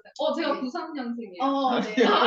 근데 이제 저희 세대 때부터 그래도 이제 거의 여성들 평등 그 상황에서 이제 교육을 받고 대학도 가고 해서 80년대생 여성들이 자각을 많이 하게 된 것 같아요. 이게 보통 노동이 아니다. 이게 여성한테만 전가되는 거 불합리하다. 약간 그 전에는 이게 인식이 있었어도 표현을 못했다면 지금 표현의 수단을 또 갖추게 됐잖아요. 교육도 받고 인식도 하고 그러니까 아까 이동화 전 소장님이 말씀해주신 것처럼 여성 인권 관련된 문제도 있고 그러니까 자기 인권에 대해 자각이 가능하고 표현이 가능하니까 표현을 하기 시작하니까 그 후대 세대들이 또 영향을 받을 거예요. 그래서 저는 아기 낳고 이 생각했거든요. 이게 이렇게 힘든 거였어? 이게 이렇게 내 인생 모든 걸 희생할 만큼 엄청난 사건이라는 거 저도 몰랐어요. 그러니까 몰랐으니까 나은 거예요. 그래서 제가 계속 알았으면 나았을 거예요. 근데 물론 지금 아이를 생각하면 아이가 너무 소중하니까 그렇죠. 모든 결혼과 이런 그 희생을 다 감수하고라도 애는 일단 낳아보면 엄청 소중하긴 하거든요. 그래서 잘 낳았다. 진짜 내가 인생에서 진짜 잘한 일이라는 생각은 들고 길러보기 너무 잘했다. 이런 아이를 생각은 쳐다보면 그런 생각 들어요. 들고 네, 돌아서서 맞아요. 거울을 보는 네, 순간 맞아요. 내가 지금 이게 뭐 하는 맞아요. 짓인가. 근데 이런 모순의 감정을 항상 느끼고 있는 거예요. 지금 여성들이 그 틈바구니 속에서 어떻게든 일상을 살아가긴 하거든요. 근데 이런 모순된 이제 감각 속에서 그래도 1명 정도 저희까지 이제 낳는데 그 이후는 그 자각이 이제 심해지고 미리 또 준비해야 될 거 뭐 여러 가지 이제 자각이 있으니까 조금 더 아이 낳는 걸 좀 꺼리게 된 측면도 있는 것 같아요. 그래서 여성 인권의 신장에 따른 것도 사실 있기도 하고 주거비라 그다음에 사교육비 같은 거는 저는 그냥 디폴트 값이라 생각하거든요. 그럼 뭐 그전에도 사교육을 네. 많이 했으니까 우리 사회. 근데 그거는 뭐 줄일 수가 없고 어쨌든 나중에 또 말씀드리겠지만 여러 면에서 또 그 역할이 있거든요. 그래서 알겠습니다. 네. 하나 좀 물어보고 싶은 게 네. 그 며칠 전 기사에서 이탈리아 정부가 지금 조르주인가요? 그 아무튼 그 이탈리아 정부에서 아이를 둘 낳으면 세금 전액 면제라는 논의가 있고 그런 이제 그를 하겠다까지는 아니고 그런 거를 검토해보겠다 이런 게 있었고 또 이제 한국 정치권 일부에서 아이를 낳으면 1억 또는 2억을 줘야 된다. 셋을 낳으면 아까 전에 이제 이게 호경영 솔루션이잖아요. 헝가리 허경영이 됐건 헝가리가 됐건 아니면 나경원이 됐건 그리고 지금 방금 말한 동네 그 언니머를 비롯한 이제 그 같이 활동하는 사람들도 그 얘기했다는데 그러면 제가 알기로는 소득이 높은 거랑 출산율이 상관관계가 매우 높게 나와요. 그래서 아이를 둘 이상 낳는 사람은 그 우리가 이제 소득을 따질 때 가구 소득을 따질 거니까 아마도 1억이 넘을 확률이 높아요. 연봉 1억. 부부 소득 기준으로 합산 소득 기준으로. 그리고 아이가 셋 낳는 사람은 실제로 한 1억 5천, 2억 가까이 넘을 확률이 매우 높은데 그게 통계적으로는 데이터를 보진 않았지만 그런 유사한 데이터는 많이 있거든요. 그래서 이제 저희 유진 씨나 지영 씨한테 물어보고 싶은 게 그건데 이제 두 분이 아무튼 여성이니까 아이 셋 낳는 사람에게 1억 또는 2억씩 주는 정책은 어떻게 보는지가 궁금하고 두 번째 그 사람들의 압도적인 다수는 상위 5%다. 우리 사회 상위 3 내지 5%다. 인 거를 알 때도 찬성할 건지 그 두 가지가 난 궁금해요. 요것만 좀 짧게 답변하고 넘어가요. 짧게. 일단은 첫 번째로 제가 말씀드리면 1, 2억 준다면 낳겠느냐? 아니 그냥 필요한 생각? 금액을 더 늘려도 3억까지 3억 줄 수 있다. 3억 준다고요? 1억, 2억, 3억. 3억이요? 네. 나는 1억이랑 3억은 조금 다르고 그렇지. 네, 네, 아무튼 어쨌든. 3억이요? 1억이면 어떻고 3억이면 어떻고? 1억이면 안 할 것 같아요. 이렇게 1억이면 안 나. 네, 2억 5천까지 안 할 유진 것 씨 같아요. 판단 기준 네. 3억은 그러니까 3억도 한다는 게 아니라 좀 고민해 볼 생각해보겠다. 만하다. 근데 2억 꼴랑 1, 2억 가지고는 안 될 것 같고요. 네. 알겠습니다. 네. 그러니까 우리 이지영 선생님은 만약에 그 정도면 한 명 더 낳겠습니까? 아니 거기는 또 난 두 가지 궁금한 게 네. 하나 더. 상위 3 내지 5%의 경우 음. 그 받는 사람들이 그럼 저는 싫어요. 왜냐면 아니 내가 그럼 그 가난한 사람들이 세금 내 가지고 그렇지. 거기 쓰는 거잖아요. 아니 그러면 나나 다른 분들은 결혼하고 싶어도 못하는 분들이 있는데 그 가난한 사람들이 세금 걷어가지고 거기 쓴다고요? 명백하게 상위 네네. 2, 3, 네, 3 내지 5%는 들어갈 거거든요. 네. 그러면 저는 가난한 사람 세금 걷어서 쓰면 저는 반대하고 가난한 사람 네, 세금 네. 거의 안 내요. 그러니까 그 가난의 기준이 한 월 2, 300 그러니까 나처럼 한 월 2, 300 버는 사람이 아니라 300, 400 버는 사람이 그 사람들 입장에서는 가난한 사람들이거든요. 그래서 저는 안 되겠어요. 알겠습니다. 우리 이지영 씨는 어떠세요? 3억 정도 주면 한 명 더 낳겠습니까? 일단 1차 질문이 그건가요? 네. 만나죠. 3억을 줘도? 네. 왜? 근데 그건 개인마다 다를 것 같아요. 저는 제 커리에 대한 계산이 네. 감정가가 다른 거군요. 네네. 근데 이제 30억이면 또 생각이 네. 못해 있어서. 저는 돈은 아이를 낳는 거는 저한테는 시간을 교환하는 거거든요. 그렇죠. 근데 3억 줘도 돈이 있으면 시간을 교환할 수 있어요. 그렇긴 하지만 근데 그래도 베이비시터를 베이비시터는 직접 이제 사실 애를 둘러보면은 베이비시터 한계가 있거든요. 그렇긴 결국 하죠. 자기는 자기가 기를 수밖에 없고 그래야 이제 여러 면에서 그렇죠. 정서도 안정되고 네. 하는 게 있어서 아무리 많은 돈을 줘도 그 아이를 기르는 시간은 도저히 바꿀 수가 없거든요. 그렇죠. 돈을 교환이 불가능하고 네. 그리고 애를 기르는 시간은 이제 저의 발전을 못하는 약간 이렇게 저는 이렇게 등가한 게 있어서 아무리 많은 돈을 줘도 안 되지만 이제 물론 좋다고 하신 분들도 있을 거예요. 이제 개인차는 있을 것 같고 그 다음에 또 일단은 아까도 윤목 기자님께서 말씀하신 것 관련된 건데 형극성으로 이제 아이를 많이 낳는 가정에게 또 지원을 하는 거는 사실은 이중 지원이 될 수도 있거든요. 그러니까 이미 결혼의 문턱을 넘은 고소득자들한테 출산 정책으로 또 세금으로 또 이렇게 지원이 된다는 거는 이게 자신이 자신을 이렇게 해결할 수 있는 사람들한테 또 돈을 이렇게 지원하는 셈이 될 수도 있어서 일단 저는 그 정책 자체를 사실 문제 삼고 싶기는 하고 네, 만약에 뭐 한다 하면은 주거를 좀 이렇게 마련을 해준다든지 여러 가지로 이제 소득 비례해 가지고 이제 지원을 해줘야 되겠죠. 네, 그런 식으로 좀 이렇게 구멍이 있는 그런 정책을 조금 지향을 해야 될 것 같아요. 네. 마지막으로 최 소장님, 정책 네. 전문가로서 네. 정당의 정책 연구소 부원장도 하시고 네. 정부에서도 일하시고 또 뭐 지자체에서도 일하시고 그러셨는데 네. 우리나라의 저출산 대책이 어쨌든 이렇게 수십 년간 수백 조의 예산을 썼다고 함에도 불구하고 네. 이 실질적인 성과를 내기는커녕 이렇게 계속 이렇게 계속 이렇게 처박히는 출산율을 보이고 있는 이 추세. 이거 뭔가 좀 정책 생태계나 정책 추진의 방향성에 뭔가 문제가 있었던 거 아닙니까? 어떻게 생각해요? 그 얘기가 전 되게 중요한 얘기가 생각이 드는데요. 네. 그 제가 좋은 불평등이라는 책에서도 뭐 비슷한 문제식인데 원인 분석이 그냥 다 엉터리인 경우가 태반인 것 같아요.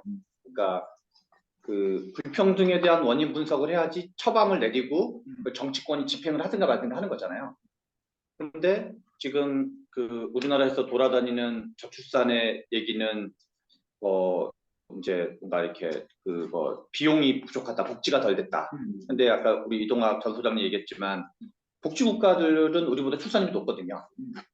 그리고 어떤 뭐 여성의 지위 문제도 있다. 그래서 실은 이제 여러 가지 섞여 있는 건데 지금은 그냥 사회에 대한 불만을 그냥 이걸 다 얘기하는 것 같아요.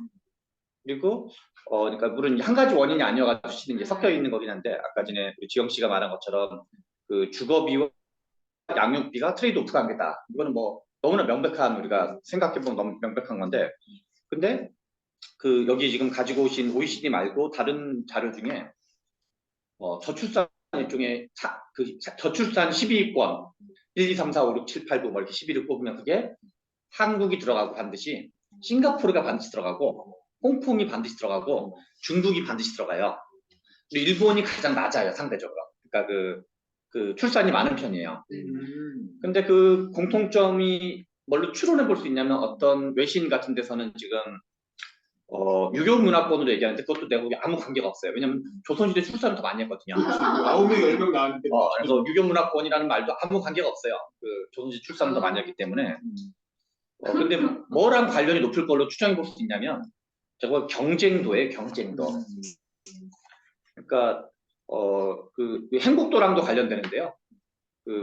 이 핀란드, 노르웨이, 덴마크 이런 나라들이 전 세계 행복도가 거의 상위 어떤 한 1, 20위 안에 들어가거든요. 전 세계 국가 중에서. 근데 그 나라를 검색해서 인구 밀도를 검색해 보면 인구 밀도가 전 세계에서 가장 꼴찌에 해당하는 나라들이에요. 하나는 복지 수준도 높고 인구 밀도가 낮아요. 그러니까 임금 밀도가 낮으면 어떤 문제가 있냐면 어떤 그거를 작동을 하게 되냐면 비교지를 덜 당하게 돼요. 그러니까 지금 우리가 이렇게 지금 우리가 같이 대담하고 있는 곳에 4명이 있는데 여기에 만약에 한 40명 있다 생각을 해봐. 이 똑같은 공간에 일단 짜증 곱하기 짜증 그리고 막 소리도 잘 안 들리고 막 제가 요거보다 조금 더 큰 공간에서 토론해 본 적 있는데 평상시에는 육성을 하면 되는데 사람이 많으니까 이게 소리를 먹어서 마이크 없으면 안 되더라고요. 그래서 우리 하나는 우리나라가 그러니까 아까 전에 홍콩, 싱가포르, 중국, 한국 뭐 이런 거 얘기했는데 지금 일본은 그 일본에 최근에 갔다 온 선배의 말 따르면은 일본은 지금 사교육 학원이 없어지고 있대요. 그래서 원래는 일본은 쌓아놓은 돈도 많은데 그러니까 그리고 원래는 일본은 원래도 약간 그 자연 친화적인 삶 같은 게 있었는데 메이지 유신과 원자폭탄 2번의 외부 쇼크 때문에 어떤 1000년간 일본과 다른 일본을 한 100년간 살았던 거거든요. 100년에서 150년간. 다시 그래서 지금 일본은 야 그냥 대충 뭐 그냥 살자. 약간 이런 건데 그래서 일본은 출산율이 계속 올라갈 것 같아요. 경쟁도가 완화되니까.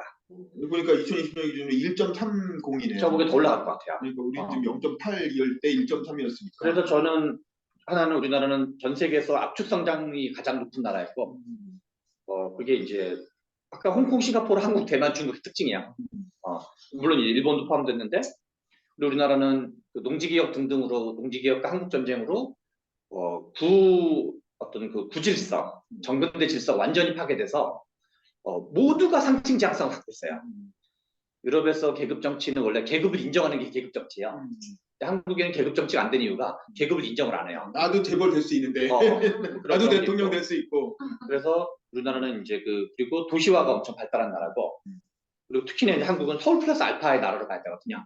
그래서 한국은 1000만 부산 사람도 서울 올라오고 강원도 사람도 서울 올라오고 저도 강원도 어디지 원래 평택 사람 서울 올라오고 강원도 정선에서 태어났는데 다 서울 살고 있어요 결국에는. 심지어는 우리가 4.19 6월 항쟁 탄핵을 생각해 보면 그냥 다 서울에서 벌어진 일이에요.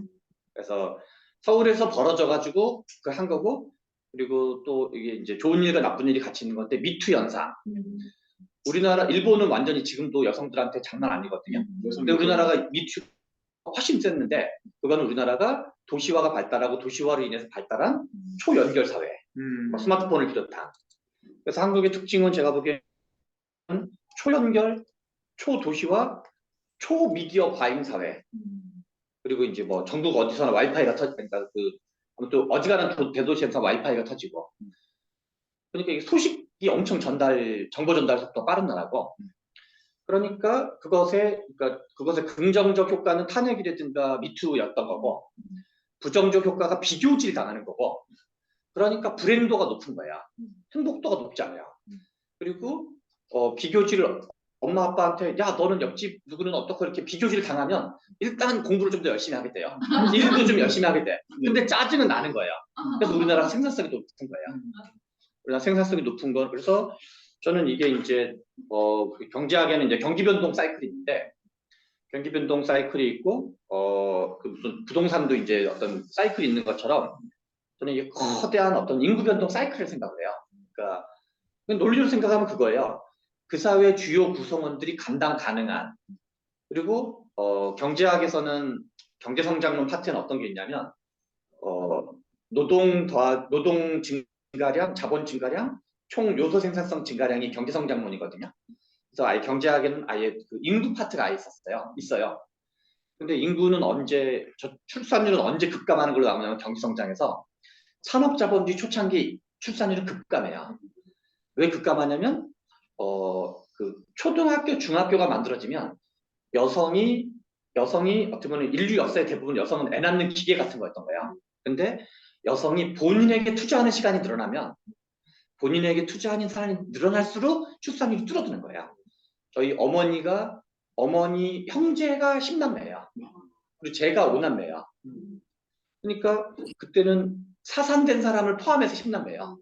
그러니까 영유아 때 죽는 사람 다 포함해서. 그러니까 한 15남매를 낳은 거예요. 그러니까는 애를 낳고 기르는 머신이 없으면 그런 사회는 불가능했던 거죠. 그 농촌 사회는. 그런데 그래서 출산율가 높은 거는 여성의 고학력화가 실제로 맞는 거고. 그리고 아까 전에 이제 지영 씨 얘기 들으면서 재밌었던 거는 우리나라 여성 대학 진학률이 쭉 올라가는 게 혹시 언제인 줄 아세요? 80년대 80년대 아니요. 남성들이고요. 아, 그래요? 90년대 중반. 제가 이제 90년대 초반 학번인 건데요. 90년대 중반에 김영삼 정부 들어선 다음에 대학을 자유화하는 거 비슷해가지고 딱따블로 늘어나요. 그래서 이제 실은 학생운동도 걔네가 제일 많이 하게 된 거고 86세대는 학생운동을 대학 진학률이 20% 정도밖에 안 돼가지고 인구의 소수만 학생운동을 했는데 그 70년대생들은 인구의 대다수가 학생운동을 한 거예요. 그래서 거기가 지금 인구 쪽으로 지금 가장 진보적인 건데 그래서 그 사람들이 그 대학 진학률이 급증하고 그 사람들이 사회에 나왔는데 사회에 나온 걸 본 사람들이 그 이제 2000년대 학번인 거죠. 80년대생 지영 씨라든가 바로 거기서 이제 그 90년대 학번, 2000년대 학번들이 사회에 나와서 개고생하는 걸 보니까 그 10년대 학번들이 이제 애를 안 낳기로 생각하는 거죠. 거기서부터는 우리 누나 뭐 언니 삼촌 뭐 우리 이모 봤더니 회사에서 잘리네. 뭐 이런 것들이어서 저는 그냥 큰 틀로는 논리적으로 생각하면 비혼 출산을 늘리는 거 이게 하나가 해법일 수 있고 근데 일어나지 않은 출산. 네. 근데 우리나라가 전 세계 OECD 국가 중에서 아동 빈곤율이 가장 낮은 나라예요. 아동 빈곤율가 상당하게 높은 게 비혼 출산이에요. 그래서 비혼 출산율이 높아지면 반드시 아동 빈곤율이 높아져요. 그것도 심각한 사회 문제가 되겠네요. 둘 다가 같이 있는 거니까 출산율이 올라가고 출산된 아이 중에 버려진 아이도 늘어나고 범죄 아이도 늘어나고 그리고 이제 그 중에 이제 그 빈곤 아이도 늘어나고 그래서 이제 같이 세트예요, 세트. 좀 불행한 삶을 늘리는 그리고 또 하나 해법이 뭐냐면 현찰을 왕창 주는 거야. 아까 말한. 그거는 이제 실은 고소득자들한테 상위 3% 근데 더 주는 세종시한테 세종시 공무원한테 연봉 연 3억씩 주는 거예요. 세종시 공무원 누구한테 더 주는 거죠. 세종시 공무원한테 연 2억 3억을 주는 거랑 똑같은 정책인 거고. 그리고 내가 그래서 이탈리아가 지금 여기 우파 정부인데 이탈리아가 둘 이상을 낳으면 소득세를 면제하겠다는 했는데 이거 한국에서 윤석열 정부가 하면 부자 감세 정책으로 되겠구나 실제로는. 식은 저출산 네. 해소 정책인데 실제로는 이주용에게는 세금 안 걷겠습니다. 이런 정책이 둘 이상을 낼 테니까. 그러니까 뭐 재벌 가문은 아무도 소득세 안 내게 되니까 재벌 가문은 전부 다 재벌 가문 면세 정책인 거예요. 유럽 국가 중에 이탈리아가 1.24로 제일 낮긴 하네요. 네. 그러니까 그리고 또 하나 생각할 수 있는 해법은 싱가포르 모델이에요. 아주 저렴한 베이비시터. 그게 조정훈 의원이 네, 말한 거예요. 그러니까 나는 그 해법이 엄청 좋다고 개용 생각하고요. 먹었죠. 아니 나는 그 해법이 좋다고 생각해요. 안 그러면 우리나라 지금 경력 단절 여성들은 우리 지영 씨가 대표적인 건데 고학력 고소득 경력 단절 여성들이에요. 그래서 본인의 커리어가 높은 사람들이에요. 이 사람들한테는 국가가 돈을 주는 게 논리적으로 고소득자한테 지원금을 주는 거거든요. 그러고 대체해 줄 수가 없어요. 그러면 제가 보기에는 그나마 베이비시터를 붙여줘가지고 그 하는 거가 그나마 했는데 그거는 만약에 한국은 또 뭐 한국 노동운동이나 뭐 이런 등등은 아무튼 자기네 기분 나쁜 거 다 반대하는 전통이 있기 때문에 우리나라 그리고 또 약간 PC주의적인 전통이 있기 때문에 국민 전체가 우리나라 특히 고학력자들은 뭔가 이렇게 FM 아니면 안 된다 이런 게 있어서 왜냐면 우리나라는 주자학의 나라이기 때문에 그래서 정책적 처방도 다 안 될 것 같고 물론 이제 여성의 어떤 그 뭐 돌봄을 지원하고 그리고 지금 아동수당 뭐 10만 원, 20만 원 이렇게 무슨 의미가 있겠어요. 그래서 다만 저는 이제 얘기 들으면서 이 정책은 좋겠다는 생각이 떠오르는 건 있어요. 지금 주택 정책이 크게는 우리나라는 집을 지어주는 정책이에요. 하나는 공급하는 류의 정책이 있고 이게 뭐 신도시 류의 정책이고 또 하나는 이제 집을 지어주는 공공임대 정책이 있는데 외국에는 있는데 한국에 없는 정책이 있어요. 그게 뭐냐면 주택 바우처예요. 주택 바우처는 주택 바우처라는 이게 돈이 그 LH나 SH 같은 데가 돈이 회전이 덜 돼요. 그러니까 집을 지어버려서 일시금으로 받아야지 자기네가 영업하기가 좋아요. 그러니까 그 주택공사가 영업하기 좋은 건데 주택 바우처는 그 사람의 소득을 파악해서 소득 연계형으로 예컨대 뭐 그 저소득층한테는 조금씩 지원해주는 그렇죠. 월 200만 원, 뭐 월 50만 원, 월 100만 원 이런 식으로 벌써 저는 주택 수당 정책을 세게 도입해가지고 그걸 사실상 그래서 예컨대 이제 뭐 그 연령기를 대상으로 할 수도 있고 연령기를 대상으로 할 수도 있고 또는 이제 소득을 연계할 수도 있고 적절하게 이제 물론 그거 역시도 주택을 산다는 것 자체가 상위 몇 프로 안에 들어가는 거거든요. 왜냐면 그 아예 저소득층은 주택을 못 사요. 아예 저소득층은 뭐 등등등 그래서 주택 바우처 정책을 그 제가 보기에는 이제 전세든 월세든 그 정책은 전세, 월세, 자가 모두에게 쓸 수 있는 정책이기 때문에 그런 정책을 쓰는 거랑 또 하나는 대출 활성화. 그래서 우리 어제 이제 이진우 기자님도 얘기했지만 첫 번째 집은 DSR 면제, 첫 번째 집은 LTV 대폭 완화.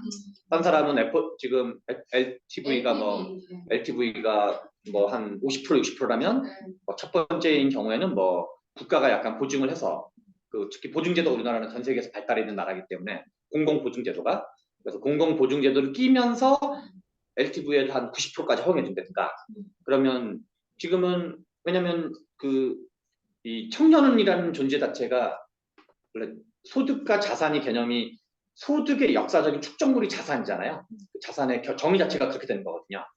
그러면 청년은 소득은 있는데 당연히 세월이 인생 짬밥이 짧기 때문에 자산이 없을 수밖에 없어요. 그래서 이런 다양한 대출 정책, 그 다음에 생활과 연동된 바우처 정책, 주택 보조금 정책이죠 사실상. 그래서 그거를 실은 그 학자 놈들은 싫어해요. 뭐 LH, SH 이런 데 별로 안 좋아해요. 자기네가 행세할 수가 없거든요. 돈 주는 거는. 그래서 저는 현금성 정책 전반에는 비판적인 사람이긴 하지만 기초연금 개통 정책은 좋은 정책이고 이제 그다음에 또 하나가 주택 정책은 바우처 정책으로 확 전환하는 게 그러면 우리 뭐 지영 씨까지는 모르겠으나 학원장 뭐까지는 모르나 지영 씨 주변에 있는 분들은 혜택을 받을 수 있도록 할 수 있을 것 같다. 알겠습니다. 우리가 구체적인 대안에 대해서는 향후에 나중에 또 자세히 좀 더 나누는 걸로 하고 오늘은 그냥 이 정도로 그냥 이렇게 아웃라인을 훑은 정도로 그래서 하겠습니다. 실은 이제 이 저출산은 저는 막기 어렵고 우리 동학에서 왜냐하면 저출산의 근본 문제는 우리 사회 총체성이 어떤 발로라고 느껴지기 때문에 핵심은 경쟁도예요, 경쟁도. 그래서 아까 동학 씨가 말한 것처럼 이 저출산 자체를 어떤 타겟팅을 하기보다 저출산을 이제 출산을 원하는 사람과 출산을 원하지 않는 사람이 있는데 그래서 원래는 강제로 출산하는 방식 자체가 나치가 했던 방식이 피임 금지하는 것 같은 거야. 피임을 못하게 하는 것 같은 거. 그래서 이제 그런 우파적 대안과 좌파적 대안이 있을 수 있는 건데 여성의 지위를 올리거나 아니면 이제 이런 어떤 그 뭔가 이렇게 처우를 좀 출산하고 싶은 분들의 장애물을 제거하는 그러나 그렇게 하더라도 출산율이 올라가진 않을 거라는 거죠. 알겠습니다. 그걸 알고 할 필요가 있다고 이제. 네, 알겠습니다. 자, 그러면 이제 오늘 장기적 관점으로 네. 한 50년 정도의 시야로 50년, 100년 정도 시야를 해야지 이게 의미가 있는 거지. 아니면 뭐 별로 의미가 없다. 알겠습니다. 네. 자, 그럼 오늘 1차 대담을 이렇게 마무리할 건데 마무리하기 전에 그래도 간단하게 소감 좀 나누고 마치겠습니다. 그래서 우리가 요걸 가지고 이 대담이 뭐 책으로 묶여서 진짜 출간이 될지 어떨지 모르겠어요. 아직은 해봐야 하는 건데 이 대담을 통해서 책이 나왔을 때 이 사회에 어떤 메시지를 던지고 싶으신 건지 그 얘기를 나누면서 마치도록 하죠. 우리 이동학 소장님부터 이동학 위원님부터 저는 아까 이제 우리나라가 피할 수 없는 도시화의 길을 걷고 있고 그 도시화가 되는 속도도 우리나라가 정말 빨라요. 그리고 초고령화되는 속도도 빠르고 저출산되는 속도도 빨라요. 그러니까 그 모든 빠르고 그 모든 속도가 다 빠른 상태이기 때문에 이것에 대한 이제 여파 역시도 굉장히 빠를 수밖에 없다라고 보고 우리가 아까 이제 소득 같은 경우도 이제 좀 종합적으로 볼 필요가 있는데 우리 전체 출산율은 지금 0.78이잖아요. 근데 서울 출산율은 0.59 정도 돼요. 근데 아마 이거는 계속 떨어질 거예요. 근데 강남구 출산율, 강남 보통 잘 산다고 하는데 강남구 출산율은 0.4예요. 그러니까 이런 것들로 이제 저는 이제 물론 수도권이 아닌 나누는 뭐 의미가 있다고 보는데 우리가 경기도의 경우도 0.8이에요. 근데 이것도 어쨌든 계속 떨어지고 있는 상황이에요. 근데 이거를 막으려고 드는 정책은 되게 무모한 정책이다. 왜냐하면 전기구적으로 벌어지고 있고 그것이 국적으로 대한민국에서 벌어지고 있는 문제이기 때문에 근데 이거는 소득적인 문제가 있을 수도 있고 경쟁의 문제가 있을 수도 있는데 또 하나는 이 책에서 이제 저는 뭐 빠지지만 앞으로 다뤄보셨을 좋은 주제가 민주주의를 다뤘으면 좋겠다. 왜냐하면 우리가 집단 민주주의라고 하는 게 있고 그다음에 개인 대 개인의 민주주의가 있어요. 그러니까 하나의 가정을 이인해서 이제 민주주의를 해야 된다라고 봤을 때 과거에는 일방적인 한 사람의 독재가 가능했던 가정이었던 거예요. 그러니까 예를 들면 남자가 그냥 왕이야. 그리고 여자는 무조건 밥을 해다 바치고 아기 낳고 집안에 농사 지어야 될 노동력을 막 만들어야 되고 그거 뒷바라지하고 사실상 노예 같은 삶을 막 살아야 되는 그러니까 완전 왕을 모시는 그런 독재 체계의 가정이 이루어졌다면 여성이 교육받고 여성이 도시로 나오고 저 사람 저렇게 가는 거 그 경쟁 대회에 들어가게 되면서 여성 인권은 점점 더 좋아지고 과거에 비해 여전히 이제 가야 될 길이 있다고 보지만 과거에 비해서 전에 없이 정말 좋아지고 있는 상황이란 말이에요. 그러면 더 좋아지는 그 시점에 실제로 그럼 그 시점에 도달한 여성이 아이를 낳는 게 최선의 모델이냐 나의 인생과 나의 꿈을 향해 가는 게 최선의 모델이냐 이거는 이제 선택의 모델일 수밖에 없게 되는 거라는 생각이에요.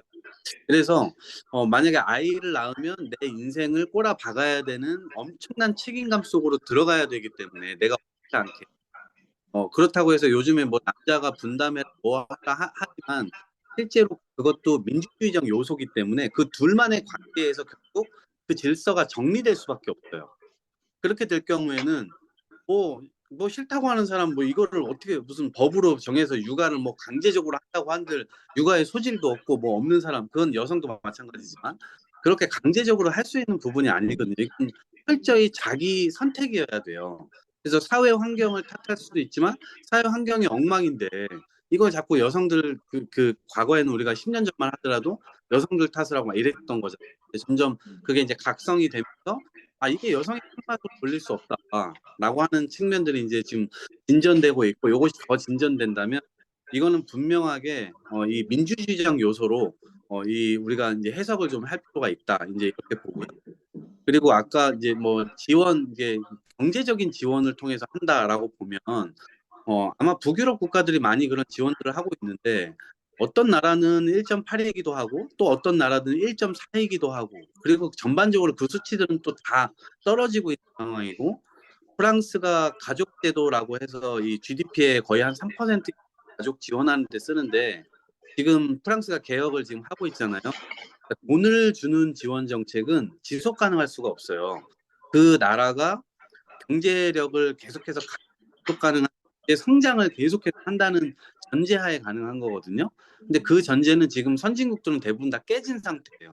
그래서 사실은 지금 긴축제가 계속 이 경제 정책을 좀 이렇게 줄이고 이 지속 가능성을 확보하는 게 이제 더 최우선의 문제가 됐기 때문에 왜냐하면 이게 초고령화 문제를 바로 대응해야 되는 여러 나라들의 또 사정이 있는 거거든요. 지금 그런 나라 중에 우리나라가 완전히 이거를 해야 돼요. 대응을 해야 돼요. 그래서 저는 초저출산 문제보다는 지금 대한민국 사회에 맞닥뜨려 있는 더 중요한 문제가 지금 초고령 문제라고 보고 지금에서야 뭐 여성들이 막 애를 낳기 시작한다 하더라도 저는 초고령화 문제는 이건 해결할 수가 없다. 왜냐면 이미 30년을 키워야 세금 내고 뭐하고 할 텐데 그 시점은 이미 지나가 버려서 그리고 이제 초고령화 문제는 이미 이제 태어난 사람들의 문제여서 요거를 대응하는 게 굉장히 어려워지기 때문에 초저출산 문제에 대한 심각성 이런 것보다는 초고령화 문제가 앞으로 더 심각한 문제가 될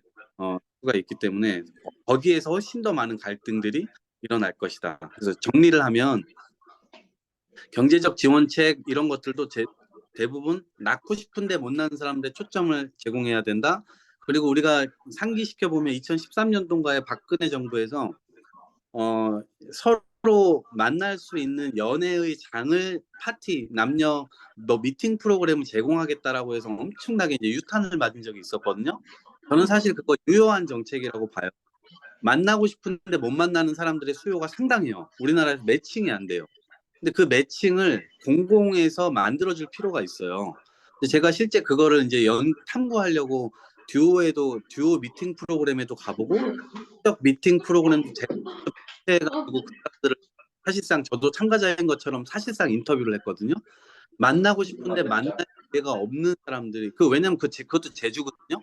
그 제주 달란트인데 그 달란트를 못 갖고 태어난 사람들은 만나고 싶은데 못 만나는 이 상황은 정말 고통스러운 거예요. 근데 그거를 갖다가 그 정책을 쓰려고 할 때 이제 뭐 저런 데 돈을 쓰냐라고 해서 이 쫑크줄 문제가 아니라는 거예요. 그래서 정책의 수요가 정책의 대상자들이 분명히 존재하는데 다른 사람들이 그걸 방해해가지고 결과적으로는 혼인율을 낮게 만들고 연애도 뭐 이게 좀 그 개인의 능력으로 그냥 만들어 버리면 실제 그 달란트를 갖고 태어나지 못한 사람들은 그게 오히려 사회적인 폭력이 되는 거거든요. 그래서 저는 그런 차원에서 연애 기회를 확대하는 정책이 당연히 국가적으로 필요하고 그건 공공적 영역에서 필요하고 그리고 결혼을 하려고 하는 사람들을 당연히 지원해주는 정책 그것까지는 저는 결혼을 안 한다 하더라도 내 세금이 결혼을 하려고 하는 사람들에게 쓰여진다. 저는 전 동의하거든요. 그리고 출산을 하려고 한다. 그것도 내 세금이 그 사람들에게 쓰여지는 거에 대해서 동의해요. 어느 정도는.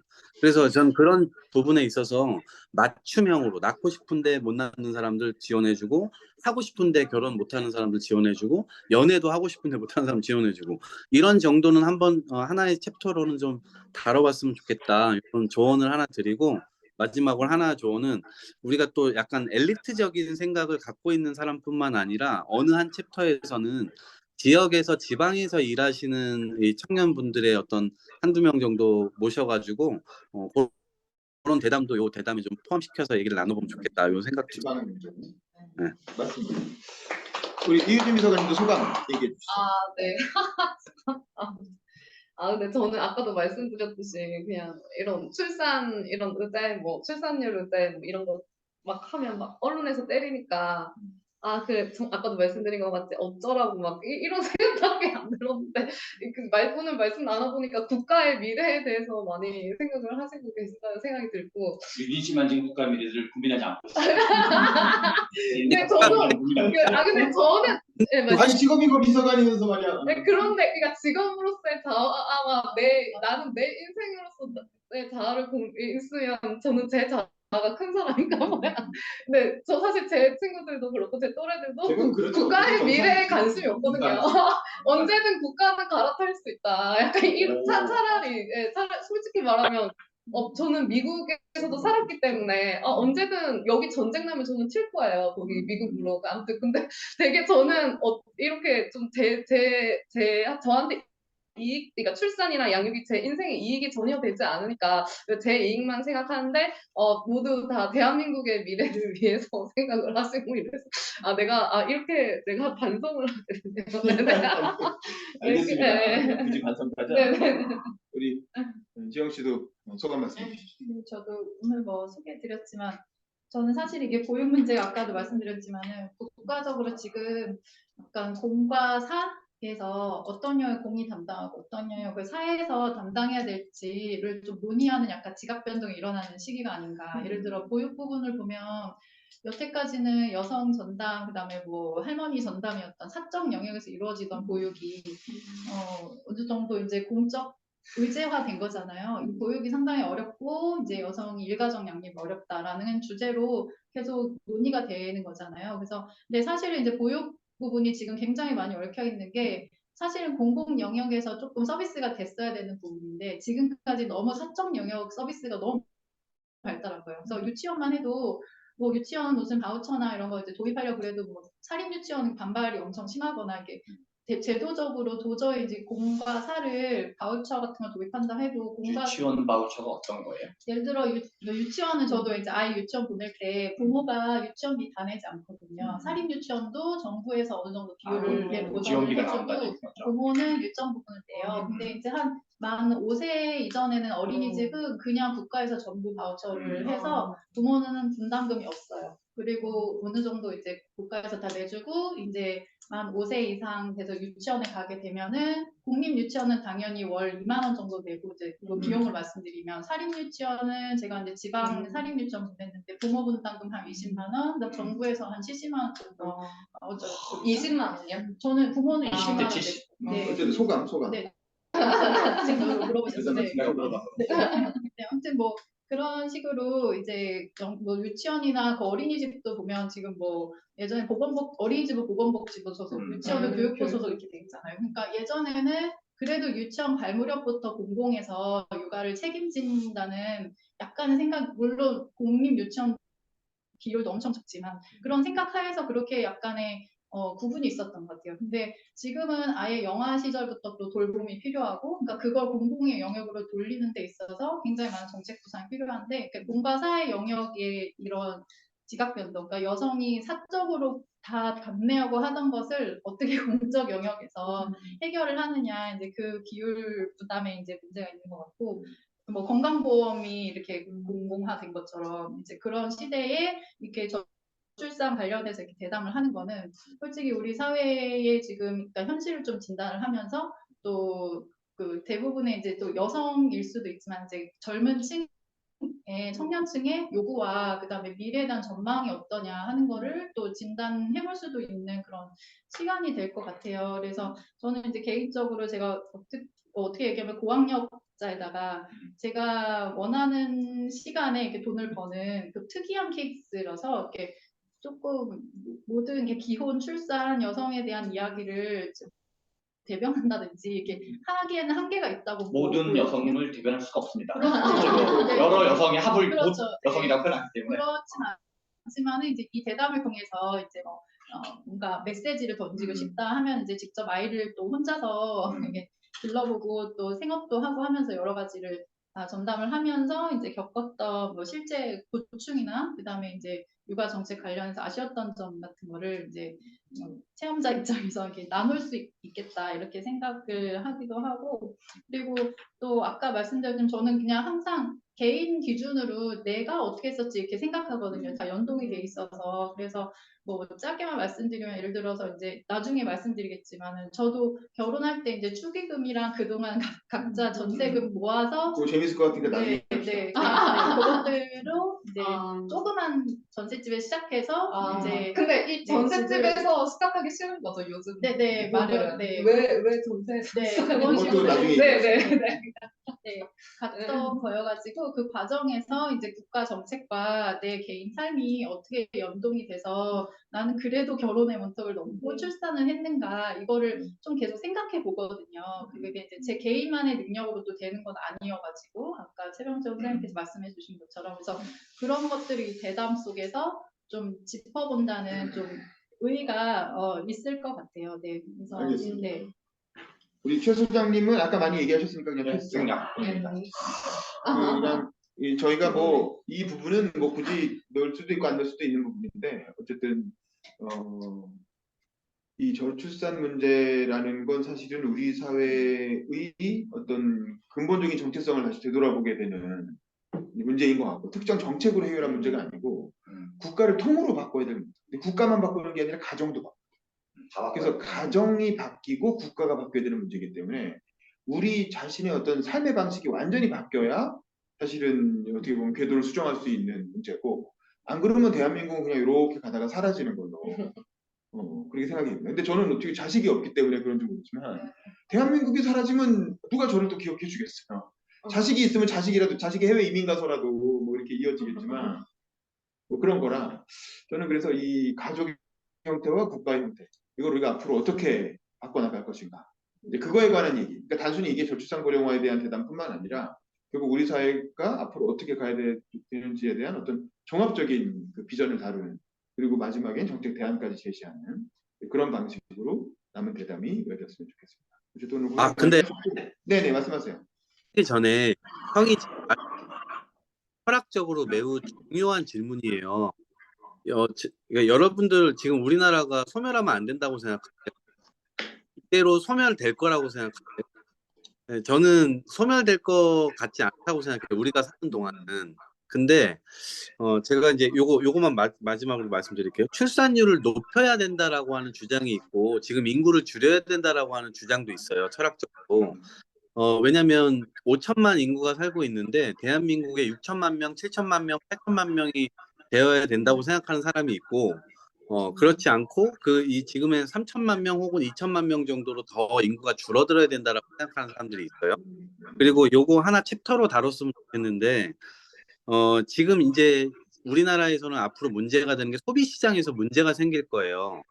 소비 시장 왜냐하면 이제 소비 여력이 점점 이제 떨어지기 때문에 그 다음에 두 번째로 이게 옮겨가는 게 생산에 문제가 생겨요. 지금 이미 우리가 여러 가지 측면에서 공장들이 망해가고 있고 외국인 노동자 아니면 우리가 지금 이렇게 공장들이 망해가는 상황이니까 이런 소비 시장의 문제와 생산 시장의 문제가 앞으로 경제에 타격을 주기 때문에 출산율을 높여서 인구를 늘려야 된다. 혹은 어르신들을 부양해야 되기 때문에 애들이 필요하다. 이제 여러 가지 경제적 관점에서 이거를 접근하는 케이스들도 있는데 저는 이제 기본적으로는 꼭 경제적 관점이 아니더라도 우리가 실제로 인류가 계속 번영하는 방식이 인간의 숫자를 늘리는 방식으로 번영할 수 있는가?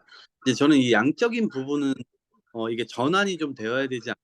반대의 질문도 필요하다고 봐요. 오히려 지금 출산율이 줄어드는 것은 아주 합리적일 수도 있고 이렇게 가다가 결국 지금은 과거에는 젊은 이 청년들이 부모를 부양을 했는데 농경시대 때 쭉 해가지고 그게 가족의 경쟁력이 됐고요. 근데 어느 순간부터 사회가 이제 대신 부모를 부양해주기 시작했는데 이제 이 사회가 부양해주는 이 모델도 결국 어느 시점에 깨지게 될 거 아니에요. 저는 그 시점에 다시 그 시점의 젊은 세대가 다시 자녀를 좀 더 많이 낳지 않을까? 그때는 아주 진짜 몇만 명 정도가 이제 기회를 갖게 되겠죠. 그러면 그 몇만 명에서 다시 시작하는 거죠. 예, 모래시계처럼 다시 이제 이 그래프가 다시 이제 늘어나게 이제 시작될 거라고 저는 이제 가설을 그렇게 세우고 있거든요. 그래서 그것도 한번 다뤄보시면 좋을 것 같다는 생각이 듭니다. 알겠습니다. 앞으로 계속 대담에 참여를 하셔도 좋을 것 같다는 생각이 들긴 하네요. 아이디어가 많으셔서. 자, 어쨌든 그래서 오늘은 이 정도로 얘기를 하고 다음번에 저희가 이런 내용들을 하나씩 이렇게 챕터로 분류를 해가지고 5월 27일입니다. 그래서 저희가 한 달 뒤인 이제 한 달간 좀 더 고민도 나누고 저희가 기존에 짰던 목차도 이대로 할 것인지 아니면 조금 더 수정할 것인지 좀 고민을 해봤으면 좋겠어요. 그래서 오늘 되게 여러 가지 논점들과 우리가 뭐 논의할 아이디어들이 많이 나와서 좀 반영해가지고 다음번에 5월 27일 오후 1시에 다시 또 여기서 한 달 뒤에 모이는 걸로 하겠습니다. 제가 네네. 얘기를 좀 드리면 5월 27일 날 음. 광주에 좀 내려갈 일이 생겼어요. 또 일정이 바뀌었네요. 줌으로는 제가 참여할 수 있는데 충분히. 그다음에 6월 3일 날도 그 구미에 내려갈 일이 생겼어요. 네, 그때도 줌으로? 줌으로. 오케이, 그럼 줌으로 하시죠. 알겠습니다. 지금 일정도 조정하기는 어려우니까 네, 네. 줌으로 참여하시는 걸로. 네, 그럼 수고하셨습니다. 오늘은 여기서 마치겠습니다. 네, 고생하셨습니다. 자. 네네.